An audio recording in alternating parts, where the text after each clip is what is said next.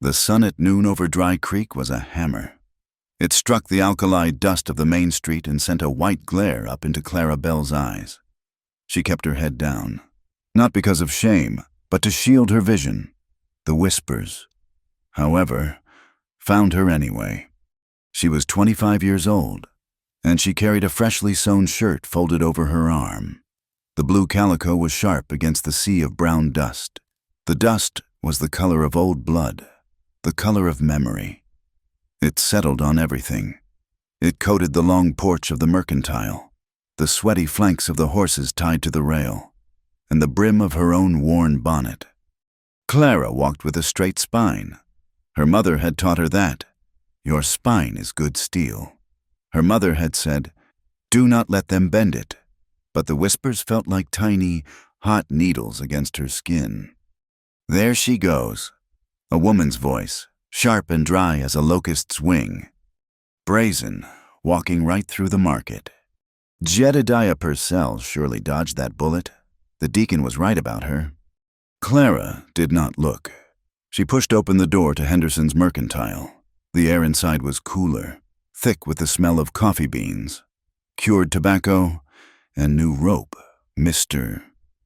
Henderson stood behind the counter, polishing a pair of spectacles. He was a small man, and he looked at her with an expression she hated more than the whispers, pity. Miss Belle, he said, his voice quiet. The shirt for you, Mr. Henderson. She laid it on the counter. The stitching was fine, tiny and even. She was the best seamstress in Dry Creek, maybe in the whole territory. It was the one thing they could not take from her. He inspected the seams, his fingers tracing the collar. Good work, as always. He reached into the wooden till and counted out the coins. He pushed them toward her. Clara immediately pushed a few back. For the flour and salt. He nodded, bagging the items. He did not meet her eyes again. She took the flour sack, the weight familiar and comforting, and turned to leave. She stepped back out into the hammer blow of the sun. Further down the street, a wagon was parked by the town well. A large wooden cask rested on the flatbed, and a tin dipper hung from a hook. A roughly painted sign read, "Water Free." Elias Ward stood by the cask. He was the owner of the Warm Spring Ranch, a man whose face was a map of dry seasons and quiet kindness. His beard was more gray than brown. He was filling a jar for a small child, whose mother watched with a tired gratitude. Two men leaned against the wall of the blacksmith shop nearby. They were rough men, with the lazy arrogance of those who work for a powerful boss. Their boots were scuffed, and their gun belts heavy. They watched Elias. "Giving it away, old man," one of them called out. His voice was lazy, full of gravel. "A fool and his water are soon parted." Elias Ward did not look at them. He handed the jar back to the woman and tipped his hat. "God bless, ma'am." The second man spat a stream of tobacco juice into the dust. "Bet you charge the pretty ones a different price, Ward, or maybe you just like them ruined." Clara flinched. The jibe was for her, though aimed at him. Elias's head turned slowly. His eyes, the color of washed-out denim, found the men. He said nothing. His silence had a weight the men's voices lacked. They looked away first, muttering. Clara had to approach. She carried a piece of repaired leather for him. It was a heavy strap from an old saddle, one she knew he kept in memory of his late wife. The stitching had rotted near the buckle. "Mr. Ward," she said, her voice low. His face softened instantly when he saw her. The hardness left his eyes. "Miss Belle, that was quick work. You have magic in your fingers." "It was just strong thread, sir." She handed him the mended strap. He examined her work, pulling at the new stitches. They held firm. "This is more than strong thread. This is care." He reached into his pocket and pulled out a coin, pressing it into her hand. It was more than they had agreed upon. Mr. Ward, I cannot. The price was—" "The work is worth more," he said, his voice firm but low, meant only for her. He closed her fingers over the coin. Good work should be honored, Miss Bell, especially when the world is busy trying to dishonor. He paused, his gaze lifting to the red bluffs beyond the town. Home is where you are seen, Clara, and where you are chosen. You'll remember that. She nodded, clutching the coin and the flour sack. She could feel the eyes of Hale's men on her back. She turned to go. A new sound cut through the market's afternoon stupor. It was not the heavy plod of cow ponies or the rattle of freight wagons. It was the light, quick strike of many hooves, a sound like rhythmic tapping on hard earth. A line of horses, maybe a dozen, came down the street. They were colts, black as obsidian, their coats shining with health. They moved like water flowing over dark rock. Leading them was a man who sat his horse as if he were part of it. He was Dine, the people the white folk called Navajo. His hair was tied back with a simple leather thong. He wore a plain cotton shirt and buckskin trousers. His face was calm, his eyes scanning the town, reading it like a trail. He saw the men by the blacksmith. He saw the old rancher by the water wagon. He saw the woman in the faded bonnet, holding the flour. His gaze did not linger. It was not his way to stare. Propriety. He stopped his horse near the mercantile and dismounted in one fluid motion. He carried a tightly woven roll. The wool dyed in rich colors of the earth. Clara watched, waiting for him to pass. He entered the store. She began her walk toward the edge of town, toward the small cabin she rented. The Dine man emerged a moment later. Talogiashki, that was his name, though no one in Dry Creek knew it. It meant weaving boy, or textile youth, a name given by his grandmother. He was a carrier of messages, a scout who had known the white soldiers both as enemies and as allies under the Treaty of 1868. He held a small packet from Henderson, needles, strong steel needles, and thread. He had traded a small, beautiful weaving for them. He spoke to Henderson in broken English. Needles, good. Thread, strong. He used his hands, showing the strength he needed. Henderson, who valued trade above prejudice, had nodded. Ashki tucked the packet away. His eyes, dark and sharp, took in the town again. He understood these places. He saw the man with the badge, Sheriff Pike, standing outside his office, his thumb hooked in his belt, watching everything. He saw the tall, white steeple of the church. He knew these symbols, the white man's law, the white man's God. They meant fences and paper and rules that changed like the wind. He had seen what those rules did to his people 8 years ago. During the long walk, he gathered the lead ropes of his colts. This was a brittle place. He would be gone by dusk. Clara continued her walk. It was a gauntlet. She had to pass the saloon where more men lounged, their talk stopping as she passed. Then she had to pass the church. Deacon Purcell was standing on the steps, his black coat making him look like a pious crow. He was speaking to 2 women from the town council. He saw Clara approaching, deliberately. He turned his back on her. He made a show of it. The 2 women saw his gesture. They saw Clara. They huddled together and pulled their skirts aside, as if Clara were dragging the red dust, and the plague, with her. Clara's jaw tightened.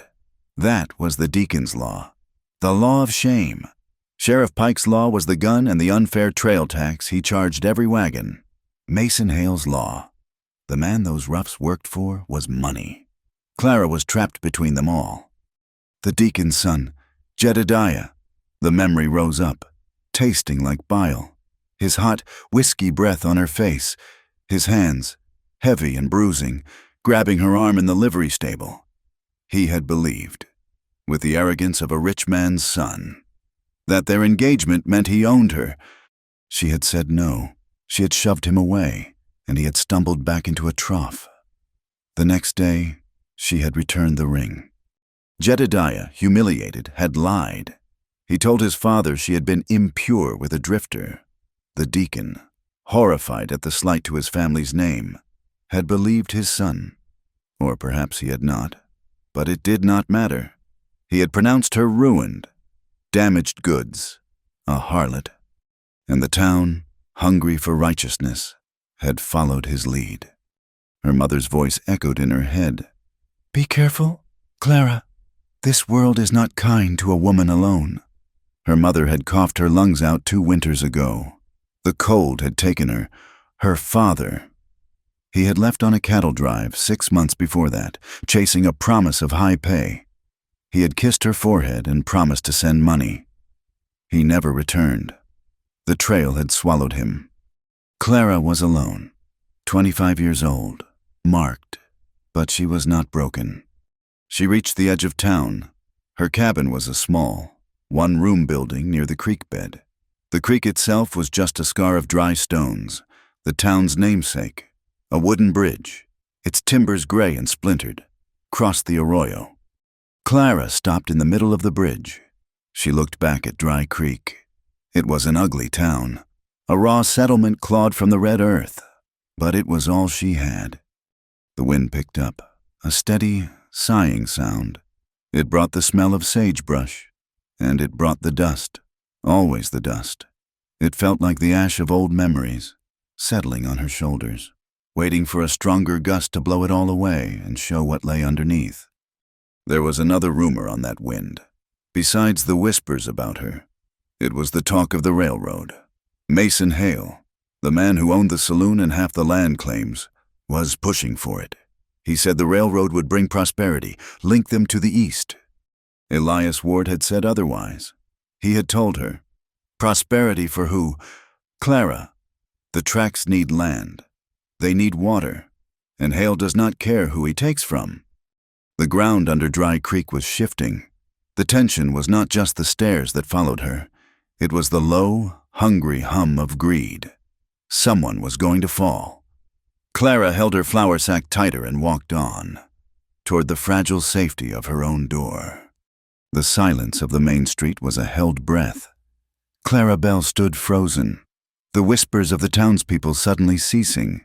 She had just passed the church steps. "Miss Bell."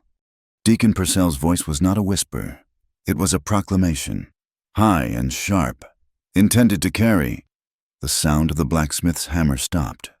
The chatter from the saloon porch died. Every eye in the market square turned. Clara turned slowly. Her heart began a low, heavy drumbeat against her ribs. Deacon Purcell stood on the top step of his church, as if it were a stage. He was a tall, thin man, his black suit immaculate against the red dust. He held a single sheet of paper in his hand. "We have a sickness in our midst," he called out, his voice ringing with practiced fervor. "A rot that threatens the moral fiber of Dry Creek. And today, God has delivered us a confession." He held the paper high. The sun caught it, making it stark white. Clara knew. She knew as surely as she knew her own name. This was his doing. "I hold in my hand," the deacon boomed, "the words of a lost soul, a confession found, a plea from one caught in the snares of Satan." A murmur went through the crowd. They edged closer. This was better than a dogfight. Clara's flour sack suddenly felt like it was filled with stones. "Deacon Purcell," she said. Her voice was too quiet. She cleared her throat and tried again. "Deacon, what are you doing?" "I am saving a soul, Miss Bell, or at least I am cleansing the flock." He began to read. His voice dripped with false piety, rolling over the words with relish. "I cannot sleep at night, for the urges the devil puts inside me. I walk the street hoping to catch the eye of righteous men, to pull them from their path. I paint my face. I lured young Jedediah Purcell with false promises, tempting him, hoping to trap him in sin. I am a vessel of filth. I am. "That is a lie," Clara's voice cracked, but it was loud. "I wrote no such letter. That is not my hand." "The letter was found, child," Purcell shouted, pointing a long, pale finger at her. "Left for any to see. A confession of your true nature. You stand here, unchaperoned, day after day. A blight on decent folk, a temptation." Someone laughed. It was a high, cruel titter from one of the women who had turned her back on Clara earlier. The sound broke the dam. A man on the saloon porch, already deep in his cups, bellowed. "A vessel of filth," she says, "seems honest enough to me." More laughter followed. It was ugly. A starved sound. The townspeople, bored and brittle from the heat and the dust, had found a target. "Shame!" yelled another woman. "Shaming the deacon's good family." Clara took an involuntary step back. Her eyes darted, looking for an escape, but she was surrounded. They were all looking at her, not as Clara, the seamstress, but as this thing, this harlot from a letter. A boy, no older than 10, emboldened by the adults, bent down. He scooped up a rotten peach core from the trough. He wound up and threw it. It splattered in the dust just at the hem of her skirt. Clara flinched, a small, sharp gasp. The throw broke the last thread of civility. Another man, one of Hale's hands, tossed a clod of dried mud. It struck her skirt, leaving a dark, wet stain. "Harlot." "Get out!" Clara stood, rooted. She would not run. She would not give them the satisfaction. She lifted her chin, her eyes burning, her face pale. She would stand there and take it, because that was all she had left. A movement cut through the crowd. Elias Ward. He had left his water wagon and was walking. He did not shove. He did not run. He just walked with a heavy, deliberate tread. And the crowd parted for him. They muttered, but they moved. He walked straight to Clara and stopped, placing himself between her and the crowd. His back, broad and solid, was a shield. He said nothing to her. He simply shrugged out of his old canvas ranch coat. It was dusty and smelled faintly of horses and lye soap. He draped it over her shoulders. The weight of it was startling, a sudden, firm comfort. It covered her blue shirt. It covered the mud stain. Then Elias Ward turned to face the town. His voice was not loud like the deacon's. It was low, and it shook with a cold anger. "Shame on you," he said. The laughter died. The catcalls stopped. "Shame," he said again, his eyes moving from face to face. "On every last one of you. You call this God's work, deacon." He stared up at Purcell, who looked startled. Hiding behind a piece of paper to stone a woman who has done nothing but work hard and bury her own dead. You think God is smiling on this? He looked at the men by the saloon. "Cowards, the lot of you, throwing filth at a lone woman. Is this the measure of Dry Creek? Are you men, or are you just a pack of dogs?" The crowd shifted. Men looked at their boots. The women looked away. The shame had been turned back on them, and it stung. From the edge of the street, by his string of black colts, Tlogiashki watched. His face was impassive. He had not moved to leave. He saw the old rancher. He saw the man with the black coat and the paper. He saw the men with guns who were enjoying the sport. And he saw the woman. He had seen this play before, in different languages, on different ground. The Bilagana used paper and shame as weapons, to drive people from their land. He looked past Clara, past the crowd, toward the red cliffs to the north, where the Dry Creek cut a canyon. He knew that land. There were springs there, hidden by the cottonwoods. Water. He understood. This was not about sin. This was about the earth. They were shaming the woman because she was alone. A shamed woman could not get credit at the mercantile. A shamed woman could not hold a lease. They were trying to make her run. This was a hunt. And the man in the black coat was just one of the dogs they had turned loose. The jingle of spurs broke the heavy silence. Sheriff Pike strolled forward. He had been watching from his office, and now he decided it was time. He moved with a lazy roll of his shoulders, his thumbs hooked in his gun belt. Mason Hale was a step behind him, a quiet shadow in a clean, dark suit, his eyes missing nothing. Now, Elias," Pike said, his voice flat and bored. "That is enough. You are making a scene. stirring up the rabble. She is the one being assaulted. Sheriff, Elias said, his voice tight. Are you blind, or just complicit? Pike stopped a few feet away.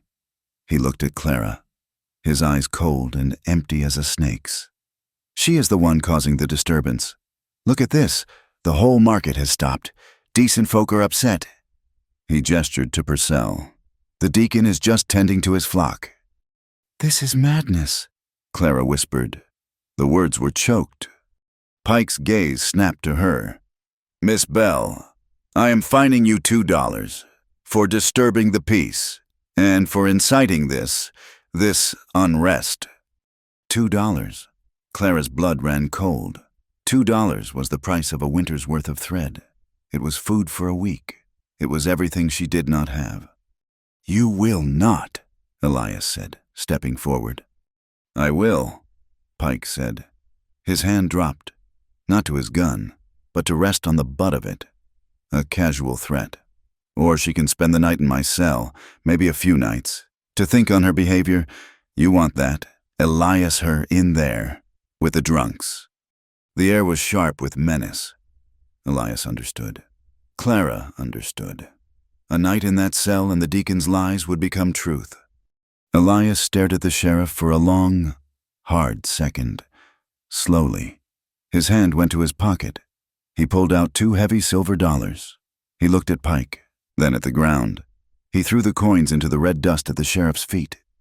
You will pick that up, Pike said, his face darkening. It is payment, Elias said. You retrieve it. For a moment, nothing moved. Pike's jaw muscle twitched. Then he gave a short, sharp nod to one of Hale's men, the one who had thrown the mud. The man grinned, stooped, scooped up the coins, and slapped them into Pike's hand. Get her out of here, Elias, Pike said, pocketing the silver. And you, Miss Bell, you cause one more whisper of trouble in this town. I will rule you a vagrant, and I will jail you for it. Do you understand me? Clara was shaking. It was not from fear. It was from a rage so cold it felt like ice in her veins. She felt the eyes of the town on her, the weight of Elias's coat. She was shattered. The small, fragile life she had been holding together with stitches and pride had just been torn apart. But her spine was still steel. She looked directly at Sheriff Pike. She did not speak. She just looked at him. Elias put a gentle, firm hand on her elbow. Come, Clara, let's go. He guided her away from the crowd, away from the church steps, back toward his water wagon. The crowd parted for them. Silent now, avoiding their eyes. When they reached the wagon, Elias let out a long breath. He looked at her, his face etched with anger. They are animals, Clara, vultures. I cannot pay you back for the fine, Mr. Ward, she said. Her voice was a rasp. She hated the weakness in it. You will not, he said gruffly. That was not a fine. It was theft, and this is not a debt. I cannot stay here, she whispered, looking back at her small cabin across the dry creek. They will not let me live. No, he agreed, his voice low. You cannot, not in that cabin. It is too exposed. They will be back. Pike's men, Hale's men. I have nowhere else. The words were the starkest truth. Yes, you do, Elias said. I have a room for you at the ranch. My housekeeper, Maria, is there. You will be safe. You can work for me. You can mend the saddles. You can sew for the hands. You can help Maria. Anything. I will pay you a fair wage. Just be safe. She looked at him. An old man, a widower. The town already whispered about him giving water for free. What would they say now? They will talk, Mr. Ward, she said. They will say about you and me. Elias Ward looked at the town, his gaze full of a weary contempt. Let them, he said. I am 71 years old. I am too old to care for the words of fools and cowards. My conscience is clean. Is yours? Yes, she said, the word small but firm. Then it is settled. Go to your cabin. Get what you need. What you can carry. I will wait here with the wagon. Clara nodded, clutching the heavy coat around her. She turned to walk toward the bridge. She saw something in the dust near where she had stood. A small paper packet. Her needles. They must have fallen from her pocket when she flinched. Before she could bend to get them, a shadow fell over her. The Dine Man, Tlogiashki. He had walked his horses closer. He stooped, one fluid motion, and picked up the packet. He straightened. His face was impossible to read. It was carved from the same red rock as the canyons. He did not smile. He did not pity her. He just saw her. He held out the packet of needles. "You dropped this." His English was slow, measured, each word chosen. She reached out, her hand trembling. Her fingers brushed his. His skin was warm. He did not let go immediately. His dark eyes held hers.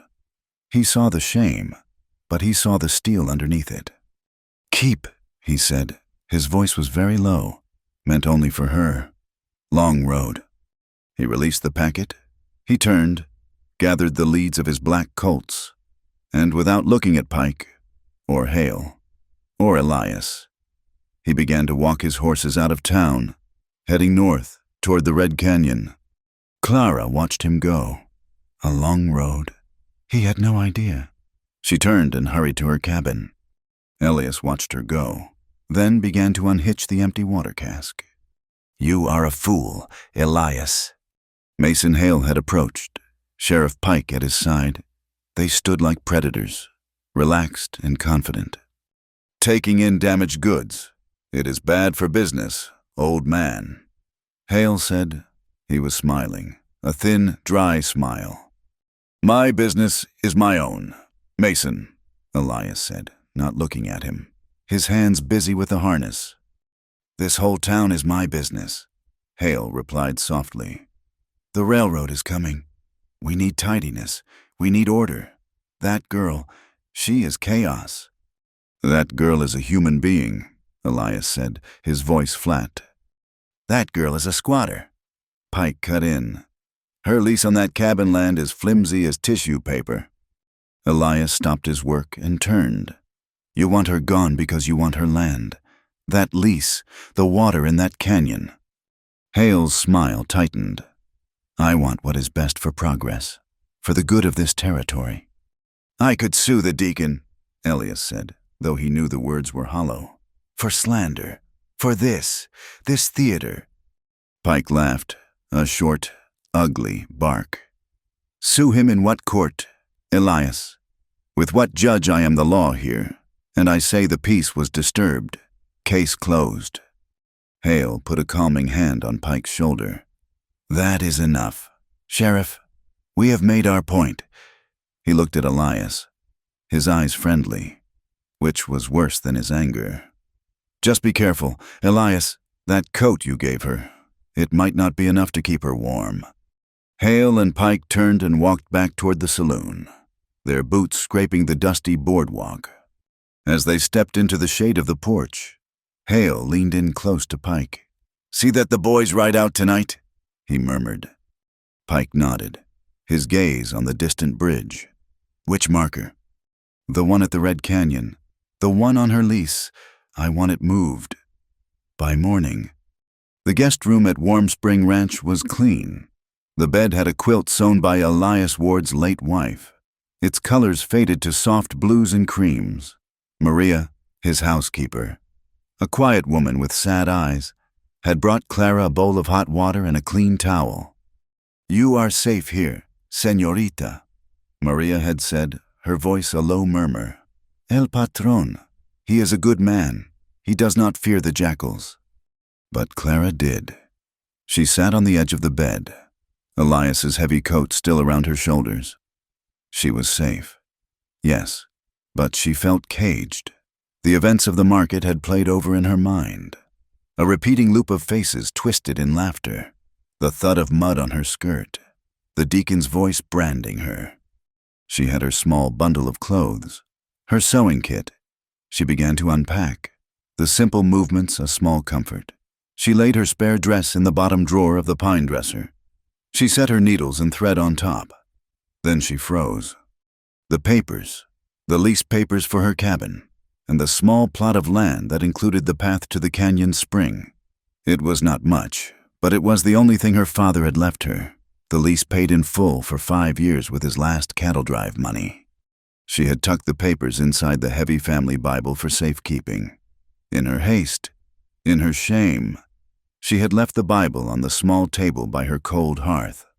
She stood bolt upright. Hale, Pike, they wanted her gone. They wanted that land. That paper was her only proof.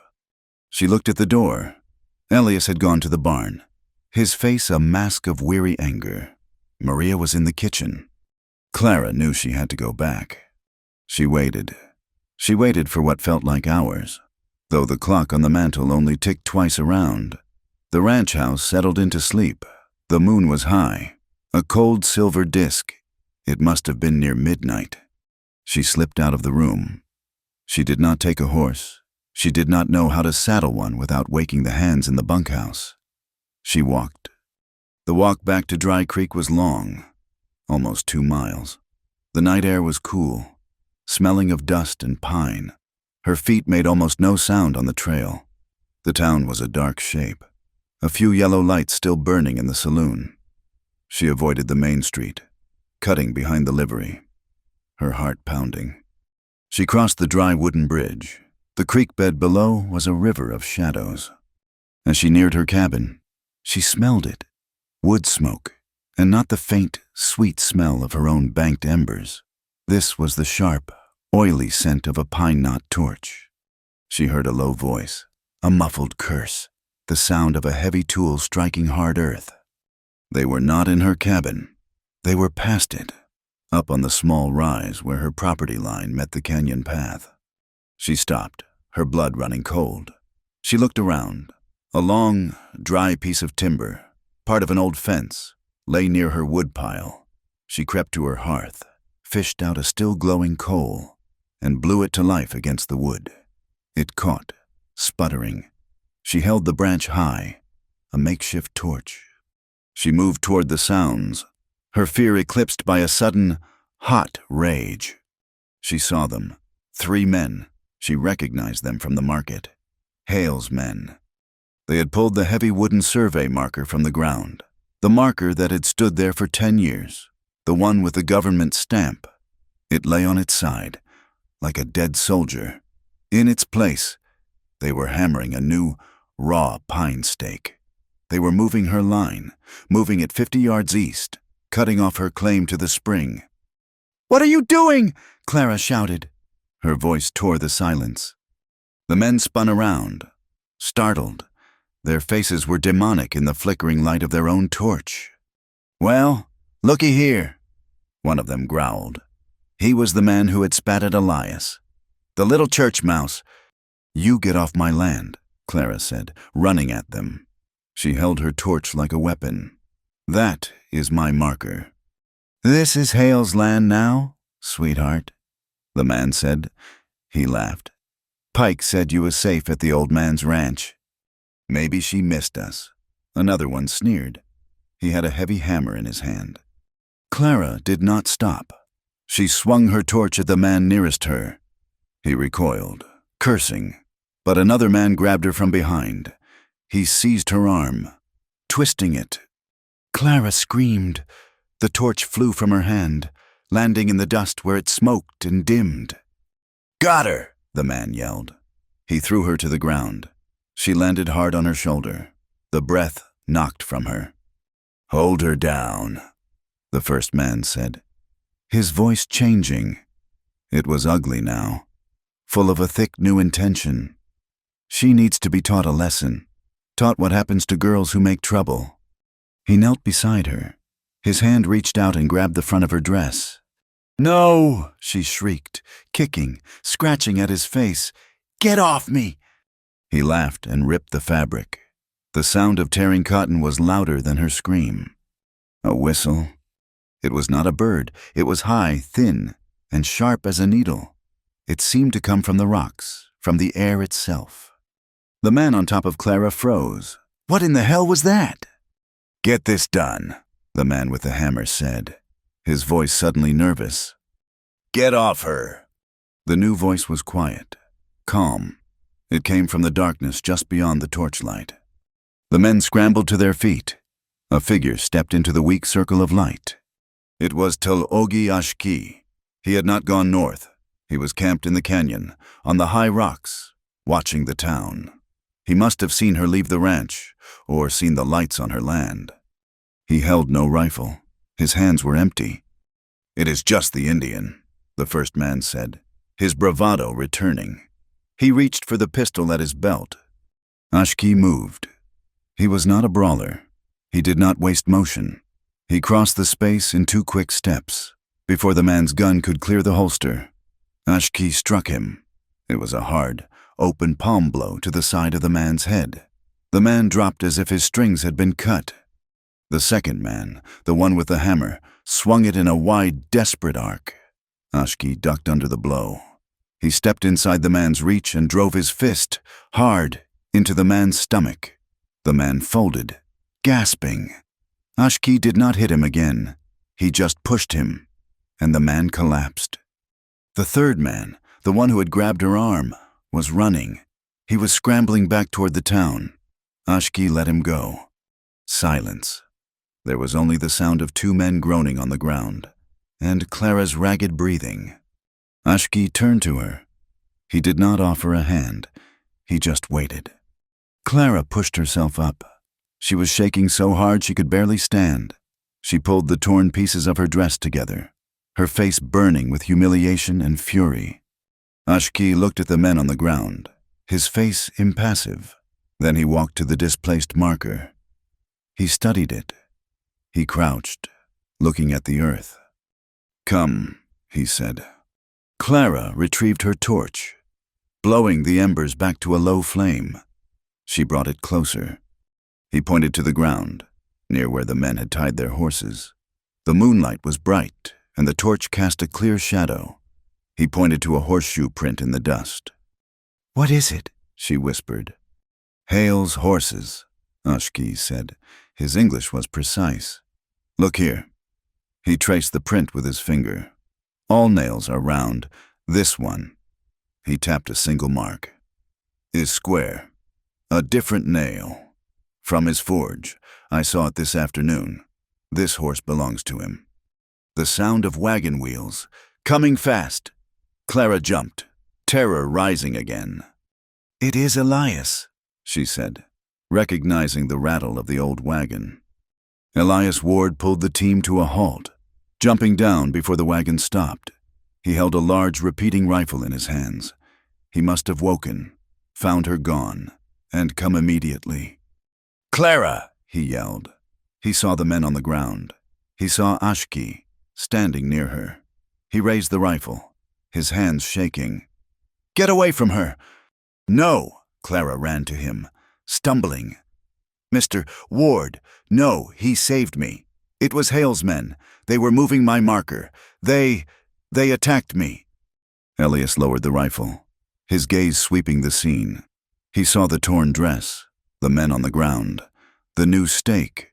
His face, old and kind, turned to granite. "Get in the wagon, Clara," he said. He looked at Ashki. "Son, you too. Pike will be here soon.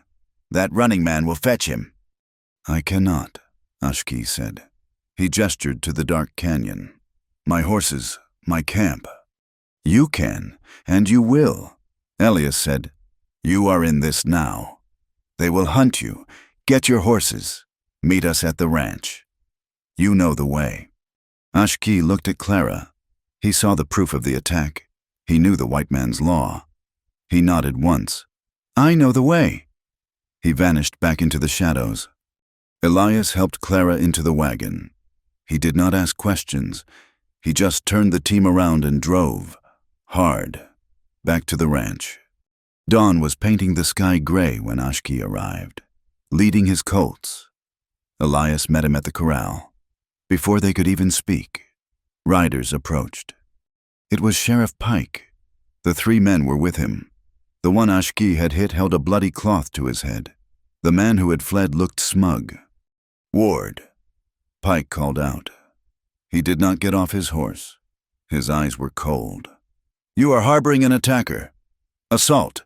I am here for him." He pointed at Ashki. "He is a guest, sheriff," Elias said, his voice even. "He is a vagrant, and he assaulted these men. They were on public land." "They were on my land," Clara cried. She had come out of the house, wrapped in a blanket. "They were moving my marker. They attacked me." Pike's gaze slid over her. He dismissed her. "She is hysterical. These men were checking survey lines for Mr. Hale. This savage attacked them without provocation." "That is a lie," Elias said. "It is my report," Pike said, "and my report is the law. Now, I am fining you, Elias, $5 for harboring this fugitive and for inciting this violence." $5! Elias was outraged. "This is robbery." "Pay it," Pike said, his hand dropping to his gun, "or I take him to my jail, and I promise you, he will not enjoy his stay." Ashki stepped forward. He looked at Pike, his face unreadable. "I will go," he said in English. "This is not his fight." "No," Elias said, his voice rough. He glared at Pike. "You will not. You win, Sheriff. You win for today." He turned, walked into the house, and returned. He held out $5 silver. Pike urged his horse forward and took them. "You are a fool, Elias. You keep bad company. It will ruin you." He looked at Ashki. "You, Indian, you are not welcome in Dry Creek. You are seen in town again. I will arrest you for vagrancy. You understand me." He wheeled his horse and, followed by Hale's men, rode away. There was a long, heavy silence. Elias looked at the dust cloud. "He is trying to bleed me," he whispered. "He is trying to break me." Clara walked over to Ashki. He stood by his horses, his shoulders set. "You saved me," she said. "I owe you my life, my everything." Ashki looked at her. He nodded once, a short, formal acknowledgement. He kept his distance. This was her world, her fight. He had only been passing through. "They want the water," he said, his voice low. He looked toward the canyon. "The spring." He looked at her, his dark eyes serious. "You are safe here, with him." He gestured to Elias. "But do not go back to your cabin. Do not cross the dry bridge after the sun is down. The dark belongs to them now." He turned to Elias. "I will go. I bring you trouble." "You will stay," Elias said, his voice firm. He walked over. "You will work. You know this land. You know how to track. You know how to watch. I need allies. I will pay you a fair wage. Stay in the bunkhouse. Be my eyes." Ashki looked at the old man. He saw the desperation, but he also saw the resolve. He looked at Clara, who was watching him, her face pale but her eyes fierce. He saw the torn dress. He nodded. "I will stay." Later that day, Elias hitched the wagon again. "We need supplies," he said, "and we need to show them we are not afraid." Clara, wearing her last clean dress, sat beside him. Ashki remained at the ranch, as ordered. When they drove into Dry Creek, the town was quiet, too quiet. The stares that followed them were no longer curious. They were hostile. And there was something new, nailed to the door of the church, nailed to the post outside the mercantile. A fresh sheet of paper, black ink. "Protect our morality," the top line screamed. "The sanctity of our homes is threatened. Vipers and mongrels mix. The savage walks among us, harbored by those who have forgotten God. We must cleanse our town a meeting tonight. Deacon Purcell." Elias tore the flyer from the mercantile wall. His hand, old and spotted, was trembling with rage. He crumpled the paper into a tight ball. "He is not just a crow," Elias said, his voice thick. "He is a torch, and he is trying to set the whole territory on fire." The ranch settled into a new, tense rhythm. Life at Warm Spring was not easy, but it was honest. Clara had a place, and she worked for it. From sunup, she was at Elias's side. He had a barn full of tack that had fallen into disrepair, items he had not had the heart to fix or the money to replace since his wife's passing. Clara's hands, so fine they could stitch silk, proved just as strong with an awl and waxed thread. She restitched ripped saddlebags, her needle flashing in the lamplight of the barn. She mended bridles, replacing rotten leather. She was not just a seamstress. She was a mender. It was the same work, she thought, holding broken pieces together. Talogi Ashki was a shadow, a quiet presence. He did not eat in the main house with them. He took his meals with the ranch hands in the bunkhouse, but he rarely spoke. He spent his days riding the ridges of Elias's land, his black colts trailing him. He was a scout. He watched the dry wash. He watched the road from town. One afternoon, he found Elias staring at a patch of dry ground near the main well. The rancher kicked at the cracked earth. "It is low," Elias said, his voice worried. "Lower than I have ever seen it. If this keeps up, the spring itself will fail by summer." Ashki dismounted and walked to the edge of the property. He knelt, picking a blade of tough, pale grass. He chewed on it, his expression thoughtful. He walked 200 yards west, to a low dip in the land that Elias had always assumed was useless alkali soil. He knelt again. "Here," Ashki said. Elias walked over. "Here, this is a salt flat, son. Nothing grows here." "This," Ashki said, holding up the pale green blade. "Salt grass. It grows where the water is. Close." He used his hands, showing a short distance. "Shallow, not deep like the spring, but it is here, under the salt." Elias stared at the patch of grass. He had lived on this land for 40 years. He had walked this very spot 1,000 times, and he had never seen it. He looked at Ashki, a new respect dawning in his eyes. "You would dig here?" "My people do," Ashki said simply. He turned and walked back to his horses. A few evenings later, Clara sat on the porch, mending one of her own dresses, the one ripped by Hale's man. She was patching it with a piece of dark blue calico. Ashki walked past, heading from the corral to the bunkhouse. He nodded at her, his usual brief acknowledgement. "Wait," Clara said, her voice soft. He stopped. She had seen it, hanging from his belt, a small, beaded pouch of soft deerskin. It was tied with a loop of dark wool, and the wool was frayed, nearly broken from his fight on the canyon ridge. "Your pouch," she said, pointing with her needle. "The tie is broken." Ashki's hand instinctively went to it. His face was guarded. It was his hozuji, his blessing pouch. It held corn pollen. It was not for Bilagana eyes. "It is nothing," he said. "It will fall," Clara said. She stood up, holding out her spool of thread. It was not the cheap cotton from the mercantile. This was silk thread, strong as wire, that she had kept from her mother. "I can fix it. It is my trade. Thank you for that night."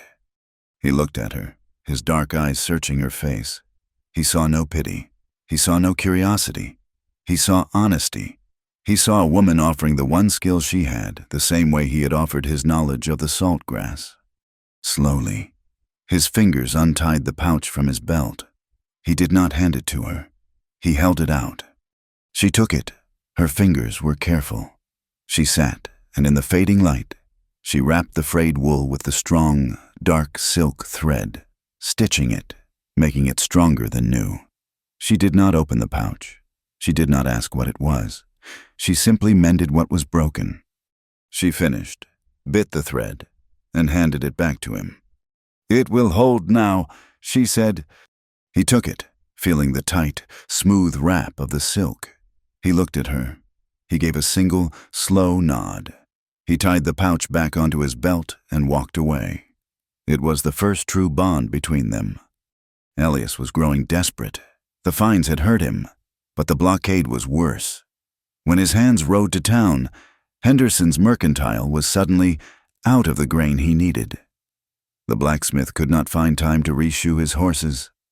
Pike's trail tax on any wagon leaving Warm Spring Ranch had doubled. "He is choking me," Elias said one night, his big hands clenched on the dinner table. "Hale and Pike, they are choking me off.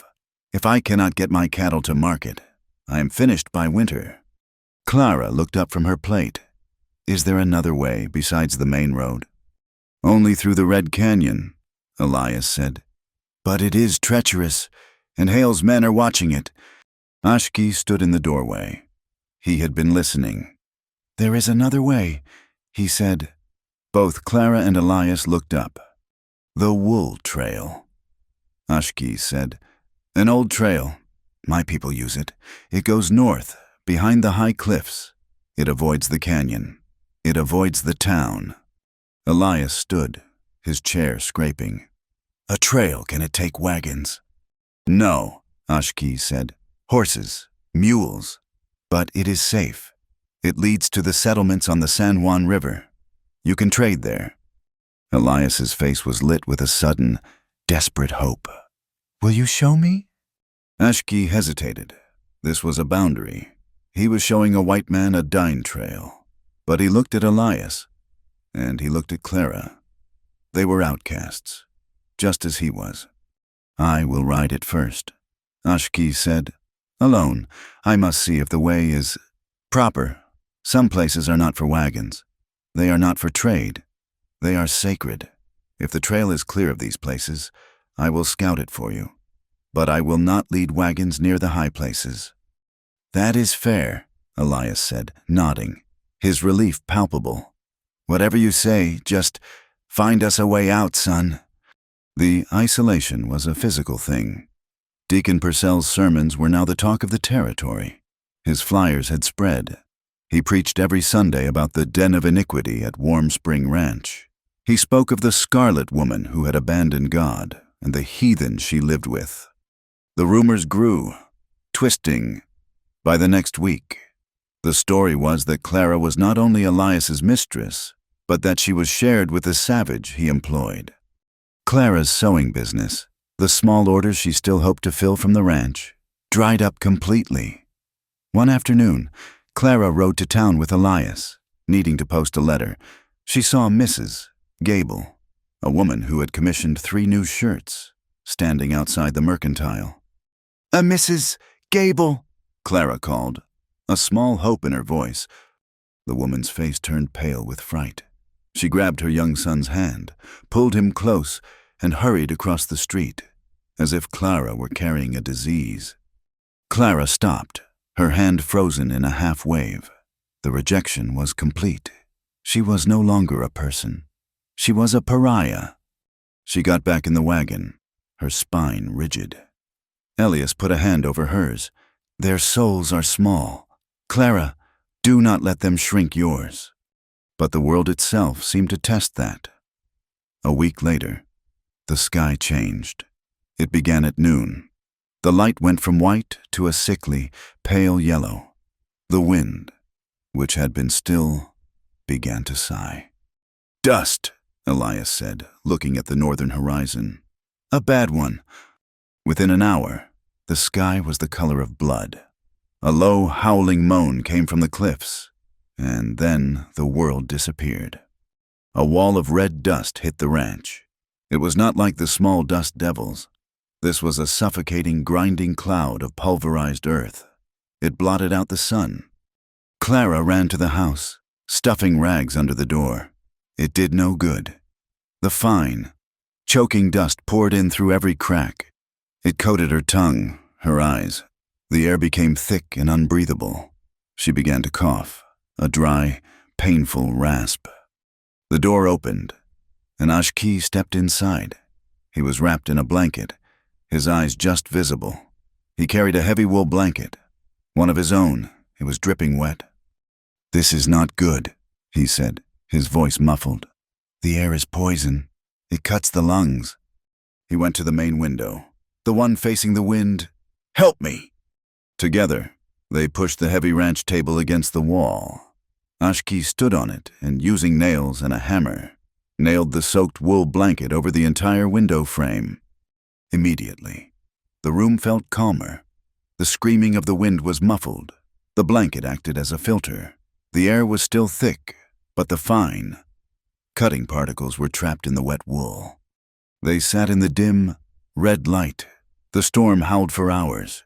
It was an assault. "My mother," Clara whispered, her voice trembling. "She died in winter, but I think this is worse. The cold just takes your breath. This tries to steal it." Ashki sat across from her, his back straight. He was very still. "The Dean call this Niol, the wind that carries the earth. It is a time to be still, to wait." "You are never afraid, are you?" she asked. He was silent for a long moment.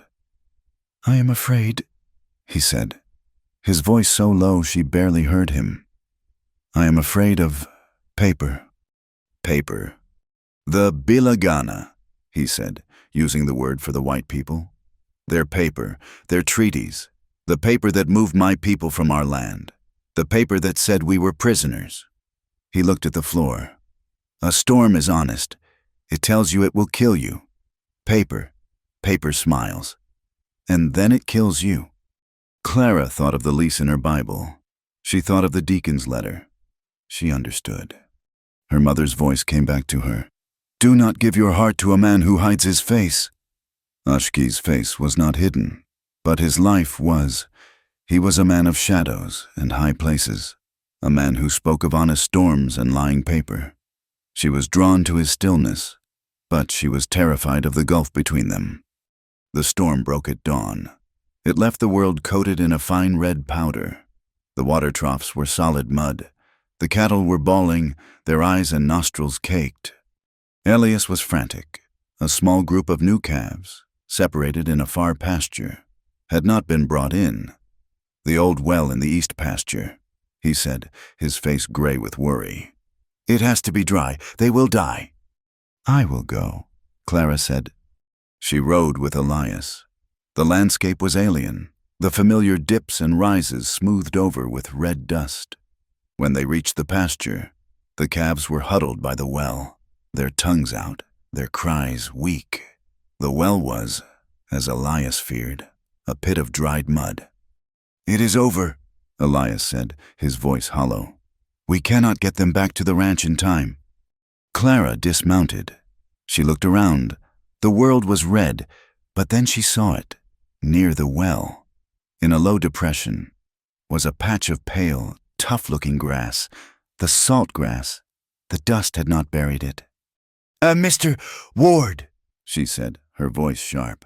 "Here, give me the shovel." She ran to the spot. She began to dig. The earth was hard, but she was fueled by a desperate hope. She dug, ignoring the blisters forming on her hands. Elias, catching her vision, dug beside her. 1 foot, 2 feet. The ground was still dry. "It is no use, child," he panted. "Keep digging," she insisted. At 3 feet, her shovel hit soft, wet mud. A moment later, a slow, dark trickle of water seeped into the hole. It was not much, but it was water, clean and cold. They dug faster, widening the hole, creating a small pool. The calves, smelling the water, staggered over. They drank. Elias Ward stood back, breathing hard, his face covered in sweat and red mud. He looked at Clara. She was smiling, a real, unguarded smile, the first he had seen. "You did it," he said, his voice thick with emotion. "You saved them. You listened. You saw what I could not." Clara felt a warmth spread through her chest that had nothing to do with the sun. She was not a victim. She was not a pariah. She was a provider. The victory was short-lived. They needed grain. They had to face Dry Creek. Clara and Elias rode in, the wagon empty. The town was tense. As they tied the wagon near the mercantile, a voice called out, Well, if it is not my little runaway." Clara froze. Jedediah Purcell. He was drunk, leaning against the saloon porch, flanked by two of his friends. "Heard you moved up in the world," Jedediah sneered, his eyes moving over Clara's dusty dress. "Living with the old man now." Clara grabbed Elias's arm, trying to pull him toward the store. "Let's go, Mr. Ward." Jedediah stepped in front of them, blocking their path. His breath was hot with whiskey. "And they say you got the Indian, too. How many men does it take to keep you happy?" "Clara." He reached out, his hand fast, and grabbed her arm. "Come on, tell me, what does the old man pay you?" "Get your hand off her, Jedediah." Elias's voice was a low growl. He stepped between them, shoving Clara behind him. "Or you will pull back a stump." Jedediah laughed, but his eyes were wary of the old man. "Protecting your property. Ward, you are a pathetic old fool. Everyone in town knows it." He raised his voice for the benefit of the onlookers.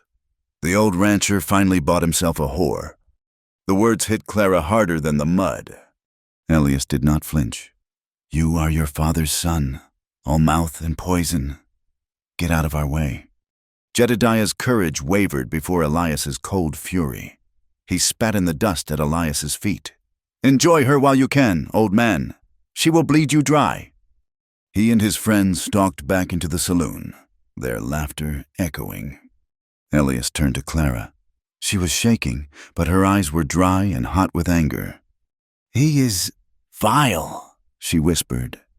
"He is a coward," Elias said, but he looked tired, older than he had that morning. The attack was no longer just on Clara. It was on him, on his name. He knew Hale was behind this. Isolate him. Make him a fool. A man protecting his harlot was not a man the other ranchers would support. The circle was tightening. The attack by Jedediah Purcell left a poison in the air. For 2 days, Elias Ward kept his hands, and Clara, close to the ranch. They worked, they mended, but a new, heavy silence had fallen. The ranch felt like a besieged fort. On the 3rd day, Elias knew they had to get supplies. The flour was gone, and the grain for the horses was low. They rode into Dry Creek, the wagon wheels grinding in the ever-present dust. The town was quiet, but it was the quiet of a spiderweb waiting. As they pulled up to the Mercantile, Sheriff Pike stepped out of his office. He was not alone. Mason Hale stood with him, his dark suit immaculate. Hale was smiling. "Elias, Miss Bell," Hale said, his voice smooth and pleasant. "Just the people I wanted to see. You have saved me a trip." Elias said nothing. He looped the reins on the hitching post. "We are here for supplies, Mason." "Of course you are," Hale said. "But first, a small matter of legal priority. Sheriff..." Pike stepped forward. He was not lazy today. His eyes were sharp. He held a sheaf of papers. "Elias Ward, Clara Bell, I am here to serve this notice."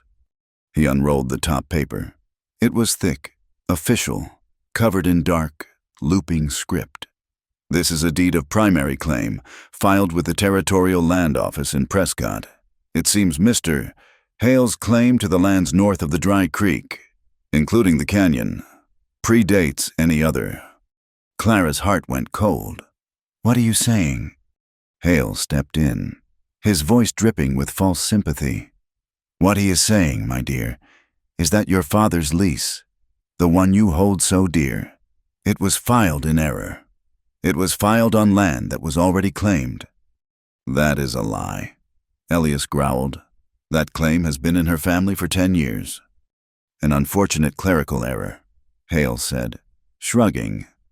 "The railroad survey confirmed my original markers. It seems your little lease, Miss Bell, is null and void." "This is theft!" Clara's voice was high. "This is law," Pike said. He held up the paper. "It is signed by the commissioner, and I am here to enforce it." He took a heavy ink stamp from his pocket. He pressed it to the ink pad on his belt. He slammed it down on the bottom of the paper. The thud was a sound of finality. "Official," Pike said, "by the authority of this territory, I am ordering you, Clara Bell, to vacate the property immediately. You have 48 hours to remove your personal effects. After that, you will be considered a trespasser, and I will arrest trespassers." Clara felt the world tilt, the cabin, the land. It was not just a shack. It was the last piece of her father. This paper, this lie, was erasing him. Elias stepped forward, his fists clenched. "You forged this. Hale, you bought some clerk in Prescott, and you forged it." Hale's smile did not waver. "You are free to contest it, in Prescott. But in Dry Creek, my deed stands, and Sheriff Pike enforces it." He looked at Clara. 48 hours. Miss Bell, the clock is running. Good day to you."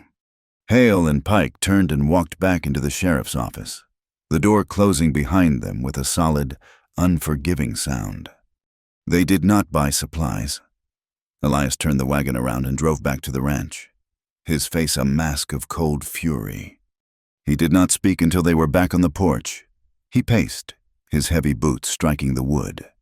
"He has us. He has us. He has Pike. He has the paper. He has the law. He can print any lie he wants, and Pike will stamp it into truth." Clara sank onto the porch swing, her body numb. She had fought. She had endured the shame, the assault, and she had lost. A piece of paper had beaten her. She looked at her hands. She thought of the men on the ridge. She thought of the square nail. "No," she said. Elias stopped pacing. "What?" "No," she said again, her voice stronger. She stood up. "He has a paper, but we have the truth. We have the real marker, the one they pulled from the ground. We can dig it up. We have the horseshoe print." Elias ran a hand through his gray hair. "And what do we do? Clara walk into Pike's office? He will laugh, and then he will arrest us." "Not Pike's office," she said, her eyes flashing. "Not his court, the district court, in Prescott, the one Hale filed his lie in. We will file the truth." Elias stared at her. The idea was mad. Prescott was 100 miles, a hard, dangerous ride, through hostile territory, but it was not impossible. 100 miles, he said, thinking aloud. "And Pike controls the road. We would never make it. His men would stop us before we got 10 miles. They would invent a charge. Resisting arrest, vagrancy, God knows what." "We will not take the road," Clara said, her gaze lifting to the north, to the jagged red line of the canyon. "We will go through the canyon, the way he watches." They both turned. Talogi Ashki was there. He was always there, a silent watcher. He stood by the corral, mending a leather strap, his black coats grazing behind him. He had heard. He walked over to them, his movements economical. "The canyon," he said. His voice was flat. "Can it be done?" Elias asked. "Can you get us through south to the Prescott Trail?" Ashki's eyes scanned the horizon.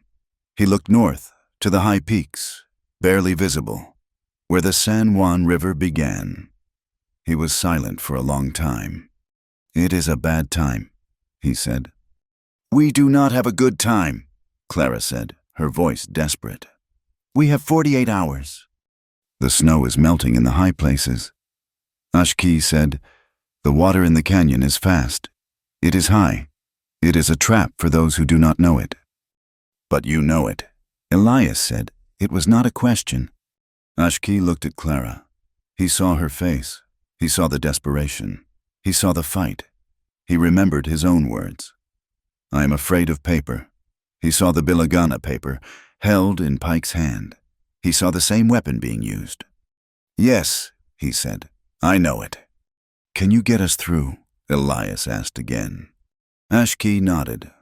"Once. We ride light, no wagon, only what we can carry. 3 horses. We leave before the moon sets, before dawn." The ranch house was dark. 3 hours before dawn. They led their horses from the barn, Elias on his steady gelding, carrying a rifle in his saddle scabbard, Clara on a calm mare, Ashki on his muscular pony. His string of colts was left in the corral. He had told them, in his own language, to wait. They did not take the road. They cut east, across the dry plains, their hooves making soft thuds in the dust. The moon was a sliver, casting just enough light to see the dark shape of the canyon mouth ahead. It was a narrow crack in the earth, a place the rock had split. They entered in single file, Ashki in the lead, Clara, then Elias. The air inside was instantly cold. The walls rose up on either side, sheer cliffs of red rock that blotted out the last of the moonlight. They were in a river of shadow. The only sound was the clink of horseshoes on the stone bed of the dry wash. They rode for an hour in the darkness. Clara's heart was a hammer in her chest. Every shadow looked like a man. Every falling pebble sounded like a boot. A faint light began to grow ahead of them. Dawn. The canyon was widening. And then the sound came, a high, thin whee that zipped past Elias's head. It was followed by the sharp crack of a rifle, echoing, bouncing off the canyon walls until it sounded like it was coming from everywhere. A chip of rock exploded from the wall near Clara's head. "They knew," Elias yelled, pulling his horse to a rearing halt. "Pike's men, they are on the rim!" Clara's mare screamed, trying to bolt, spinning in the narrow pass. "Ride!" Ashki's voice was not a yell. It was a sharp, clear command that cut through the panic. "Ride fast! Do not stop! Follow me!" Another shot, then another. They were not trying to kill. They were trying to panic the horses, to send them tumbling. Ashki spurred his pony. He turned, not following the main wash, but heading straight for what looked like a solid wall of rock. Clara, trusting him, spurred her mare, leaning low over the horse's neck. At the last second, she saw it, a side passage, a narrow cut, hidden by a fold in the rock. Ashki plunged into it. Clara followed, her legs scraping the stone wall. Elias was right behind her. They were in near total darkness. The passage was barely wide enough for a horse. The sound of the rifles was instantly muffled, distant. They slowed, the horses panting, their flanks soaked in sweat. "Heavens above," Elias whispered, his voice shaking. "They were waiting for us. Pike must have sent them as soon as we left." "They will not follow in here," Ashki said. His voice was calm. "The rock is bad. Their horses are not trained for it. We are safe. For now." They rode for hours. The narrow passage finally opened up, but not into a canyon. They were on a high ledge, overlooking the main wash. The view was breathtaking. The world was carved from red and orange stone. The cliffs were 1,000 feet high, sculpted by wind into towers and bridges. The sky above was a thin, perfect ribbon of deep blue. It was majestic, but Clara was right. It felt angry. The silence was heavy, oppressive. "This land holds memories," Elias said, as if reading her mind. He looked at the vast, empty space. "It remembers." They found a small, sheltered spot under an overhang to make camp. It was late afternoon. Ashki gathered a small pile of dry, smokeless greasewood. They would not risk a real fire. They sat, chewing on dry biscuits and jerky. The silence between them was thick. Elias stared at the canyon wall, his face etched with lines Clara had never seen before. "I know this place," he said, his voice quiet, rough. Ashki, who was checking his horse's hoof, paused. He looked at Elias. He waited. "I was stationed here," Elias said. He was not looking at them. He was looking at the past. "After the war, 1866, I wore the blue coat. I was cavalry." Clara stopped breathing. She looked at Ashki. His face was stone.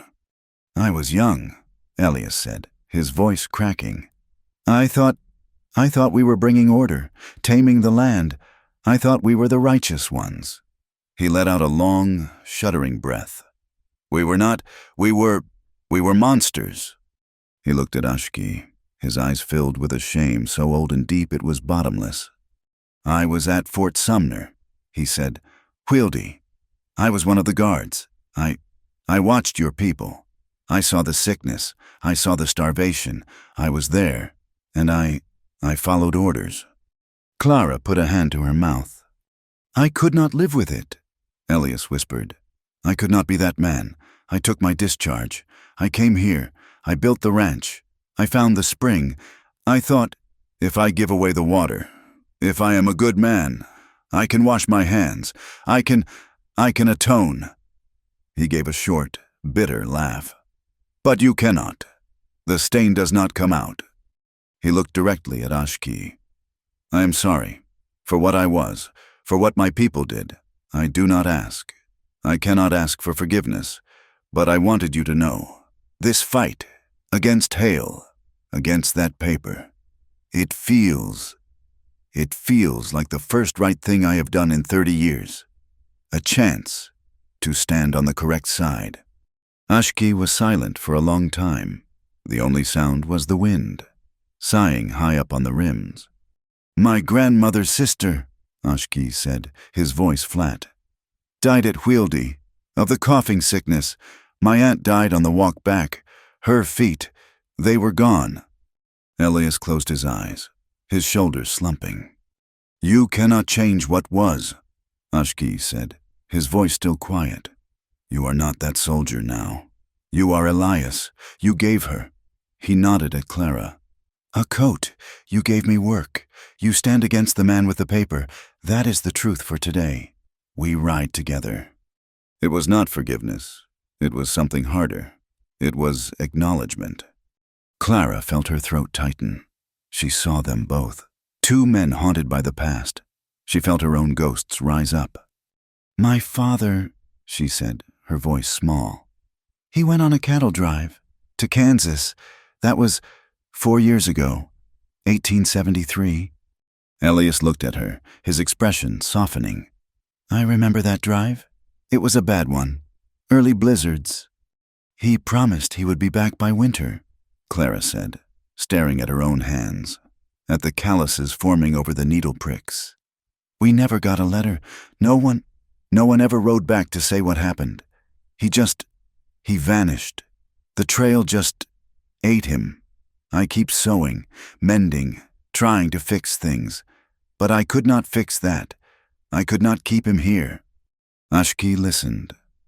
He heard her story. He heard the hole in it. He recognized the shape of loss. He touched the mended pouch at his belt, the one Clara had fixed. My grandmother, he said. She weaves. She taught me to spin. She said, when the world is chaos, when you are in Wheeldie, you find the thread. You find K. He searched for the word. Family, connection, the earth. You find the thread. And you spin it. You spin it from adversity. You make your own pattern. You do not let them make it for you. Spin thread from adversity, Clara repeated, the words landing inside her. She looked at Elias with his old shame. She looked at Ashki with his deep, quiet strength. I think I know what home is, now, she said softly. I used to think it was just a roof, a place to be safe from the cold. I told you, Elias said, his voice rough. It is where you are seen. It is more, Clara said, looking at them both, her two strange, damaged, honorable companions.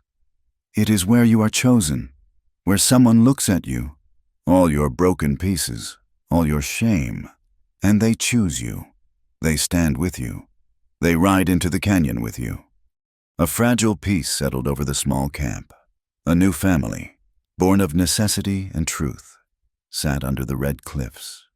The moment broke. Ashki stood up, his body suddenly tense. He walked to the edge of the overhang, sniffing the air, looking up the canyon. The sliver of sky was gone. It had been replaced by a dark, bruised, purple-black mass of clouds. What is it? Clara asked, rising. The air, Ashki said. It is heavy, thick. A low, distant sound began. It was not a rumble. It was a vibration, a deep, steady hum that seemed to come from the rock itself. Thunder, Elias asked, reaching for his rifle. No, Ashki said, his voice sharp. He was looking north, up the canyon. The headwaters, the high peaks, the clouds are sitting on them, black, like a wound. It is raining. Hard. Up there. The vibration grew, stronger. They could feel it in the soles of their boots. The water, Ashki said. He turned, his face urgent, all calm gone. It is coming. We have to climb. Now. He kicked the small pile of smoking embers, scattering them. Leave it, get the horses high ground now. The roar was a physical blow. It was not thunder. It was the sound of the earth unzipping. Ashki had them scrambling up a fissure in the rock, pulling the terrified horses. Just as a wall of brown, churning water, 10 feet high, tore through the canyon pass. It was filled with boulders and uprooted trees. They were trapped on a high, narrow ledge for a full day and a night, watching the world they had known boil and tear itself apart below them. The path to Prescott was gone, buried under 1,000 tons of mud and rock. Their path back to the ranch was just as impassable. There is one way down, Ashki said, his voice grim. The flood had receded, leaving a canyon slick with wet, stinking mud. A goat path. It is not good. It leads east, back, toward the town. They had no choice. They arrived on the outskirts of Dry Creek just after noon. They were not a challenge to the law. They were 3 survivors, caked in mud, their horses limping, their bodies hollowed out with exhaustion. And the town was waiting for them. The entire population of Dry Creek was gathered in the main street, facing the church. It was not a market. It was an audience. On the top step, Deacon Purcell was in the middle of a sermon. He saw them. A look of rapturous, divine fury crossed his face. He raised his long arm, his finger pointing. "Behold," he thundered. His voice carried across the silent street. "The sinners driven from the canyon by God's own righteous flood. He has turned them back. He has delivered them to us for judgment." Clara, Elias, and Ashki stopped, the crowd parting, forming a wide, hostile circle around them. "Deacon," Elias said, his voice a low, exhausted rasp. He dismounted, his joints stiff. "This is madness. Let us pass." "Pass," Purcell cried. "You will pass to judgment. You fled the law, this fallen woman, this old fool who harbors her, and the heathen who guides them in their sin." "This is not a court, Purcell," Elias said, moving to stand in front of Clara's horse. "It is the court of the Almighty." Sheriff Pike stepped forward, flanked by Mason Hale. Pike was smiling. "It is also the court of the territory. Elias, your 48 hours expired yesterday. This woman," he pointed at Clara, "is officially a trespasser. Her claim is void." "You know that deed is a forgery?" Elias shouted, his fatigue replaced by a cold rage. "I know what the paper says," Pike said, "and I am here to evict her." "You will have to come through me," Elias said. He was an old man, covered in mud, his face drawn, but he was immovable. The crowd surged. Their fear of the flood now turned to a hot, righteous anger. "Get them out!" a man yelled. "Cleanse this town." Jedediah Purcell, his face red and bloated from morning whiskey, pushed to the front. He was carrying a thick hickory stick. "Get out of the way, old man. We are here for the whore." He shoved Elias. Elias shoved him back. "That is enough, boy." Jedediah's face contorted. He raised the stick and swung it, hard. It struck Elias on the shoulder, a crack of wood on bone.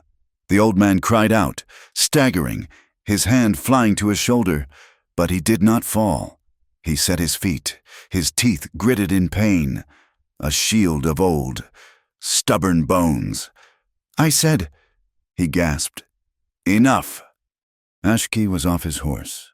He moved with a liquid quiet. He was not looking at Jedediah. He was looking at Pike. He reached into his saddlebag. He pulled out a heavy, cloth-wrapped object. It was a square of dried, hard earth. He had ridden to her cabin before they left, in the dark, and carved it from the ground. He held it up. "This," he said, his voice clear and sharp, cutting through the murmurs. "The proof, the mark of the square nail, from her land, from Hale's horse." The crowd stared. They did not understand. "What is that?" Pike sneered, his hand dropping to his gun. "Some kind of savage magic, a block of dirt?" "It is Bilagana law," Ashki said, his eyes locking with Hale's. "It is the track of your lie." "Go back to the reservation, you filth!" a man shouted. "This is a white town." "He is not filth." Clara's voice was high and shaking, but she would not be silent. She slid from her horse, wincing as her feet hit the ground. "He is an honest man. He is a better man than any of you." The words, her defense of him, were a spark on gasoline. Jedediah Purcell let out a roar of pure, drunken fury. "You defend him, you... He lunged. He did not lunge at Ashki. He lunged at Clara. "You harlot!" He grabbed the front of her dress. The cotton was old, weakened by the flood, caked with mud. He yanked it, a vicious, tearing motion. The sound of ripping fabric was the only sound in the street. The skirt tore away in his hand. He was left holding a handful of wet, muddy cloth. Clara stood, frozen. She was in her petticoat. It was thin, soaked, clinging to her. Her legs were bare, scratched and muddy.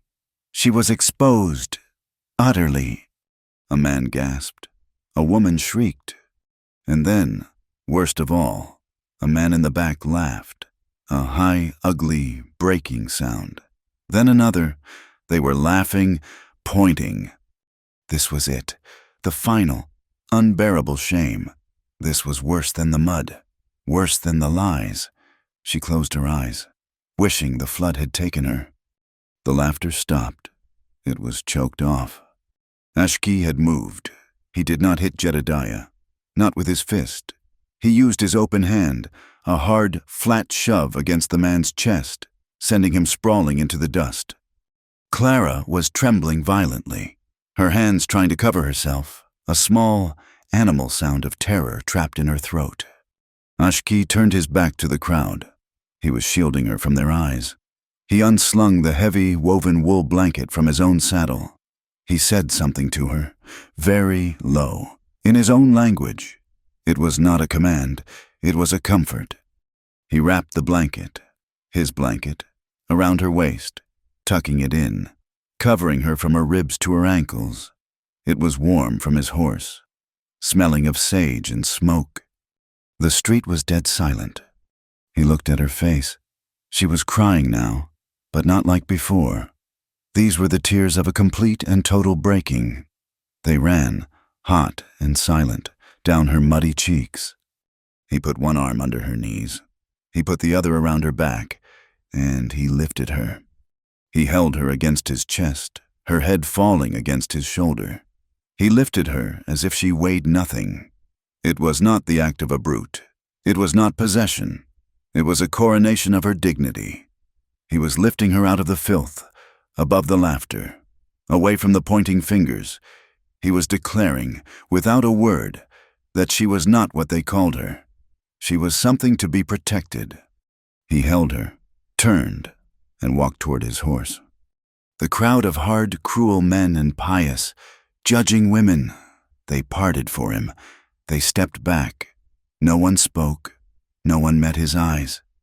He mounted his horse in one fluid motion, settling her in front of him, her face hidden against his chest.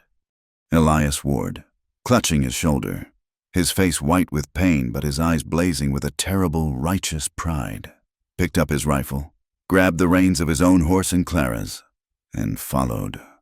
They rode out of Dry Creek, leaving the silent, shame town behind them. The ride to the ranch was a blur. Clara did not move. She just clung to him, the wool blanket a shield. He did not take her to the bunkhouse. He carried her through the front door of the main ranch house. Maria saw them, and her hands flew to her mouth, her eyes wide with fear and understanding. He carried her down the hall, to the guest room, the room she had fled. He placed her gently on the bed, on top of the quilt. She was still wrapped in his blanket, curled on her side, shaking. He stood back, his face a mask. He had given her dignity in the street. He would give her privacy here. "You are safe," he said. His voice was low, formal. "The door is strong. Maria is in the house. I will be outside." He was respecting her. He was giving her the choice. He turned to leave. "Do not!" Her voice was a small, broken sound, barely audible. He stopped. "Please," she whispered, her voice thick with tears. "Do not go." He turned back. He stood in the dim light of the room. She opened her eyes. They were raw, swollen. The steel was gone. The spine that had held her up was broken. A sob tore out of her, a sound of such profound, animal grief that it filled the room. It was the sound of a life breaking apart. She curled tighter, her shoulders shaking, and she wept. She wept for her mother's death, for her lost father, for the deacon's lies, for Jedediah's hands, for the sound of the laughter. She wept for the girl she had been, who was now, she thought, gone forever. Ashki did not move. He stood. He let her break. He let her empty the poison. He knew this, too. He knew grief. He let it have its space. The sobs quieted, after a long time, to ragged, hitching breaths. The room was dark. He left the room. She heard his boots on the wood floor. A fresh wave of despair hit her. He had left her. The door opened again. He was back. He was carrying something. It was one of his weavings, a small, soft blanket, the one he used himself, woven in the colors of the high desert sunset. He did not touch her. He did not try to wipe her tears. He simply unfolded it and held it out to her. She looked at the blanket, then at him. Slowly, her hands shaking. She reached out and took it. The wool was soft, warm, alive. She pressed it to her face. "They took everything," she whispered, her voice a ruin. "I have no land. I have no name. I am what they called me." "No," Ashki said. His voice was quiet, but it was as firm as the red rock. "They took nothing. The land is still the land. Your name is your name. Their words are wind." She looked at him, a shadow in the darkness. "I'm so cold." He nodded, moving toward the door again. "I will get more blankets for the fire." "No," she said, her voice a little stronger. She pushed herself up on one elbow. She held out her hand. Her hand, which was so used to mending, was now asking, "Stay, please. I do not want to be alone tonight." Her hand hung in the air between them. A choice, a bridge. He looked at her small, calloused hand. He saw the tremor in it. He understood the courage it took to ask. Slowly, deliberately, he reached out and took her hand. His was warm, strong, his grip enveloping hers. A long, shuddering breath left her. It was the breath she had been holding for years. She tugged, gently. "Hold me," she whispered. It was not the plea of a victim. It was the request of a survivor. He sat on the edge of the bed. He did not pull her. He waited. Clara shifted, turning her body, still wrapped in his larger blanket. She moved into his arms. She put her head on his shoulder, her own arms wrapping around his waist, clutching the rough cotton of his shirt. He put his arms around her. He held her. He held her securely, his hand resting on the small of her back, the other hand on her hair, his fingers gentle. He held her as he had in the street, not with hunger, but with an absolute, grounding protection. They sat like that as the room turned from gray to black. Her breathing slowed. The shaking stopped. He said nothing. He just held her, a solid, warm presence in the darkness, as she found the first small thread of herself again. The roar had followed them. The goat path had been a treacherous, muddy slide, but it had led them out, high onto the eastern ridge. From there, they saw not a town, but an inland sea of churning, brown water. The sound they had heard in the canyon, the vibration of the earth, had been the water. Now, that water had arrived. The dry creek, normally a scar of dust and pebbles, was a quarter-mile-wide torrent. It had ripped through the low-lying houses, turning the main street into a river. "God have mercy," Elias whispered, clutching his injured shoulder. As they watched, horrified, a huge, uprooted cottonwood tree, carried on the crest of the flood, slammed into the wooden bridge. The timbers splintered. The bridge groaned, twisted, and then tore apart, the pieces swallowed instantly by the brown, angry water. A collective shriek rose from the town. The town was cut in two. "The schoolhouse!" Clara cried. She pointed, her hands shaking. The small school, run by the teacher, Miss Albright, was on the low bank near their side of the creek. The water was already swirling around its foundation, and on the porch, huddled together, were 3 small children and the teacher, their faces white with terror. They were cut off. "The rope," Ashki said. He was already pulling the lariats from their saddles. He looked at Elias. "You are hurt." "I can ride," Elias said, his face grim. "No," Ashki commanded. "You stay, you hold the anchor." He turned to Clara. "We must get them." They plunged their exhausted horses down the muddy slope. The water was icy, filled with debris.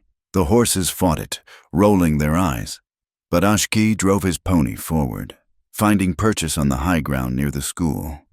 People were shouting from the other side, the main part of town, but they were helpless. The creek was too wide, too fast. Clara saw the townsfolk who lived on their side, climbing to the high ground of the ranch, their faces blank with shock. She grabbed Maria, who was standing frozen by the ranch house.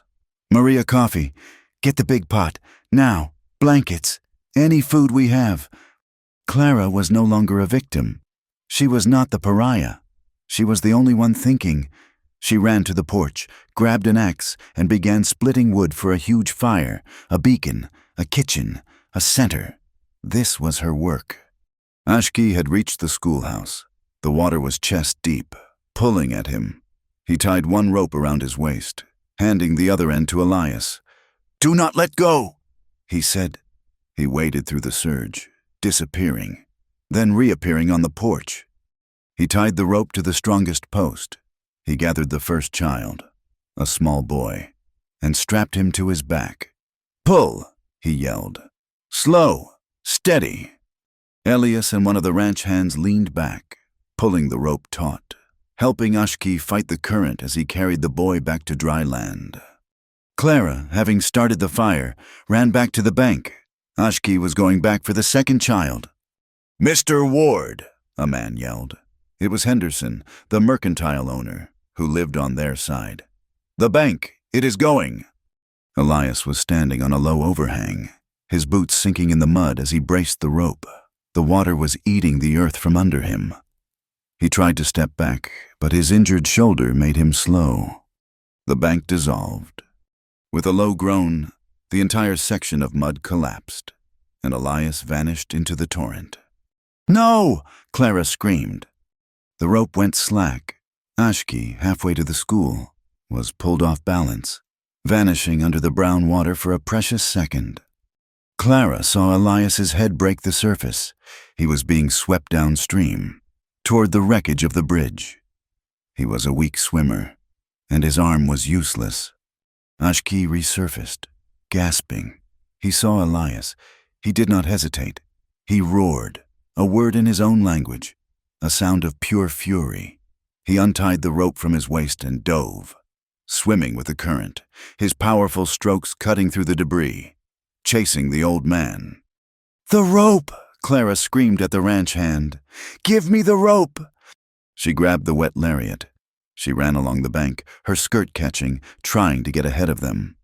Ashki reached Elias. He grabbed the old man's collar, holding his head above water, but they were both being pulled fast toward the deadly tangle of broken timbers. Clara stopped. She had one chance. She had to throw it. She held the end of the rope. Her hands were shaking, slippery with mud. She thought of Ashki. She thought of the barn. 2 weeks ago, he had been mending a cinch strap, showing her how to tie a knot that would hold a wild horse. "No," he had said, guiding her clumsy fingers. "This way. A loop that does not slip. A loop you can trust your life to." Her fingers, though numb, moved. She formed the loop, a running bowline. She made it wide.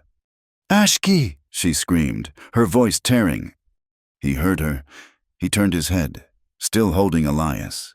She swung the rope, once, twice, and threw it with all the strength of her body. The loop sailed, uncoiling, and landed in the water just upstream of them. It was a perfect throw. Ashki released Elias for a fraction of a second, lunged, and caught the loop. He worked it, his arms burning under Elias's shoulders, pulling it tight. "Pull," he bellowed. Clara screamed at the ranch hand, Henderson, and another man, "Pull, pull now!" They grabbed the rope, falling back, digging their heels into the mud. The rope snapped taut, threatening to break. Clara wrapped it around her own hands, ignoring the burn as the hemp tore her skin. They pulled, foot by agonizing foot, against the power of the flood. They dragged both men out. Ashki and Elias collapsed on the bank, a tangle of limbs, mud, and rope. Elias was unconscious. Ashki was breathing in great, ragged gasps. "Get him to the house," Clara commanded. They carried Elias. Ashki pushed himself to his knees. He looked at the schoolhouse. Miss Albright and the last child were still there. He stood up, his body shaking with cold and exhaustion, and began wading back into the water. It took another hour, but he got them. All of them. From the far bank, the town watched. They saw the whole thing. They saw Elias fall. They saw Ashki dive. They saw Clara throw the rope. They also saw Mason Hale and Sheriff Pike. The two men had arrived, not to help, but to assess. Hale had a large stack of cut timber, supplies for the railroad, piled near the creek bed. The water was now licking at the bottom layer. The blacksmith, Silas, a big man with arms like tree trunks, had seen the rescue. He grabbed a coil of rope from his shop. "I'm going," he yelled to Pike. "They need another strong arm." He started to run toward a narrow, shallow spot upstream. Pike grabbed his arm. "Hold on, Silas." "Let go of me. Sheriff, they are still stranded. Mr. Hale has property at risk," Pike said, his voice cold and flat, carrying over the roar of the water. "That timber is worth $500. I need you to secure it." "Secure the timber?" Silas stared, his face turning purple. "Did you see what just happened? The children?" "The children are safe," Mason Hale said, stepping forward. He never raised his voice. "The Indian has them. That timber is vital to this town's future. To the railroad. Secure it. Silas." "That is an order." Silas looked from Hale to Pike, and then across the water. He saw Ashki, half carrying Miss Albright through the mud. He looked at the stack of wood. He turned back to Pike. "Go to hell," he said. He ripped his arm from the sheriff's grip and ran. The crowd saw it. Henderson, the mercantile owner, had been on the far bank. He saw it. Jedediah Purcell, sobered by the flood, saw it. The entire town, standing on the high ground, had seen Mason Hale and Sheriff Pike choose lumber over lives. By nightfall, the flood had begun to recede. The ranch house was a refugee camp. The fire Clara had built was a beacon. She was ladling hot soup, her hands wrapped in bandages, her face stained with soot and mud. Miss Albright was sitting by the fire, her arms around the 3 children. She looked at Clara. I, she began, but she just cried. Silas, the blacksmith, was there, drinking coffee. Henderson was there. Even the saloon owner, his shirt muddy, was there. The social wall of Dry Creek had been washed away.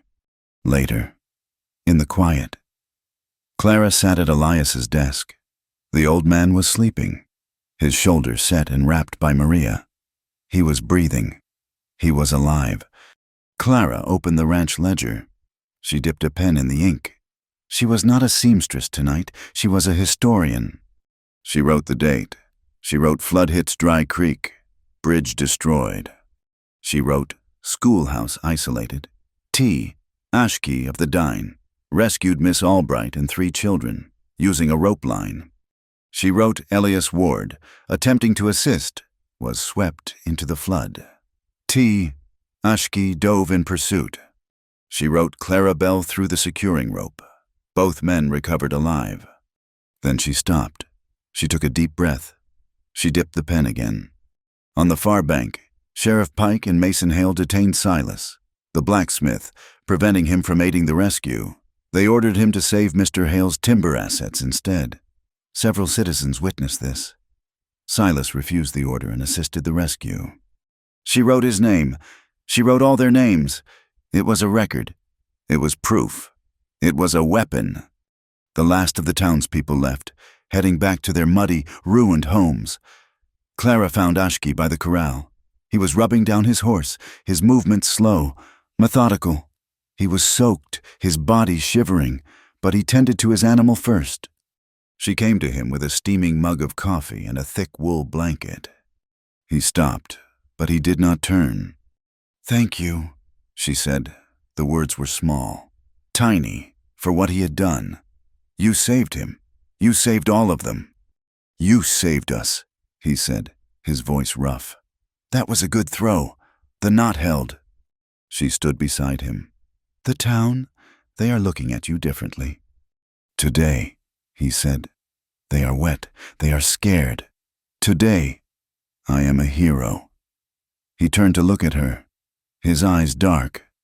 "Tomorrow, the mud will be dry, and I will be the savage again."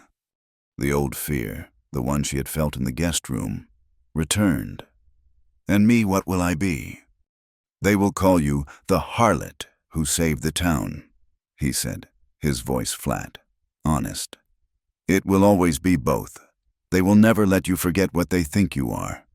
She flinched. The truth of it hurt. "Then what is the point? We saved them. And my name is still mud. My land is gone. It is all for nothing." "It is not for nothing," he said, turning to face her fully. "You have the truth." He nodded toward the house, toward the ledger. "You wrote it." "And you?" she asked, her voice dropping. You chose to dive after him. You chose to stay. I saw your face when Elias told you about Fort Sumner.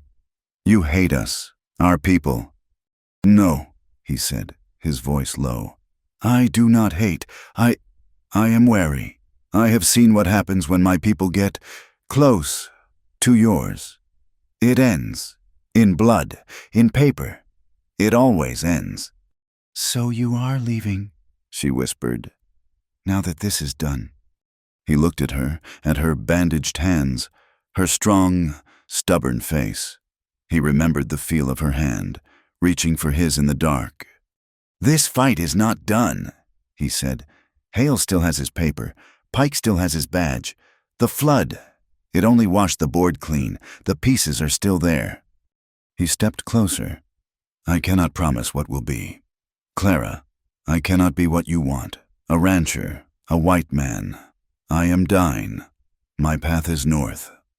"I know," she said, her heart breaking. "But not today," he said. "And not tomorrow. I told you, I choose you. I choose this fight. I choose to stand with the man who was a soldier and the woman who throws the rope." She looked up at him. The fear was still there, but something else was growing underneath it, a resolve as hard as the canyon rock. "I am tired of being afraid," she said. "I am tired of running from their words." She took a deep breath. I choose to stay. I choose to fight. I choose the place that has the truth. She met his gaze. And the place that has you. The journey to Prescott was not a secret. The flood had washed away the main road, but it had also washed away the town's fear of Sheriff Pike. When Elias, his arm in a sling, hitched his wagon, he was not alone. Silas, the blacksmith, rode up on his heavy draft horse. He carried a shotgun. "I was a witness, Mr. Ward," he said, his voice a low rumble. "I will speak what I saw." Henderson, the mercantile owner, came next, his face pale but resolute. "My ledger shows the credit I refused you on Pike's advice. I will show the court how they use commerce to strangle. Even Miss Albright, the teacher, insisted on coming.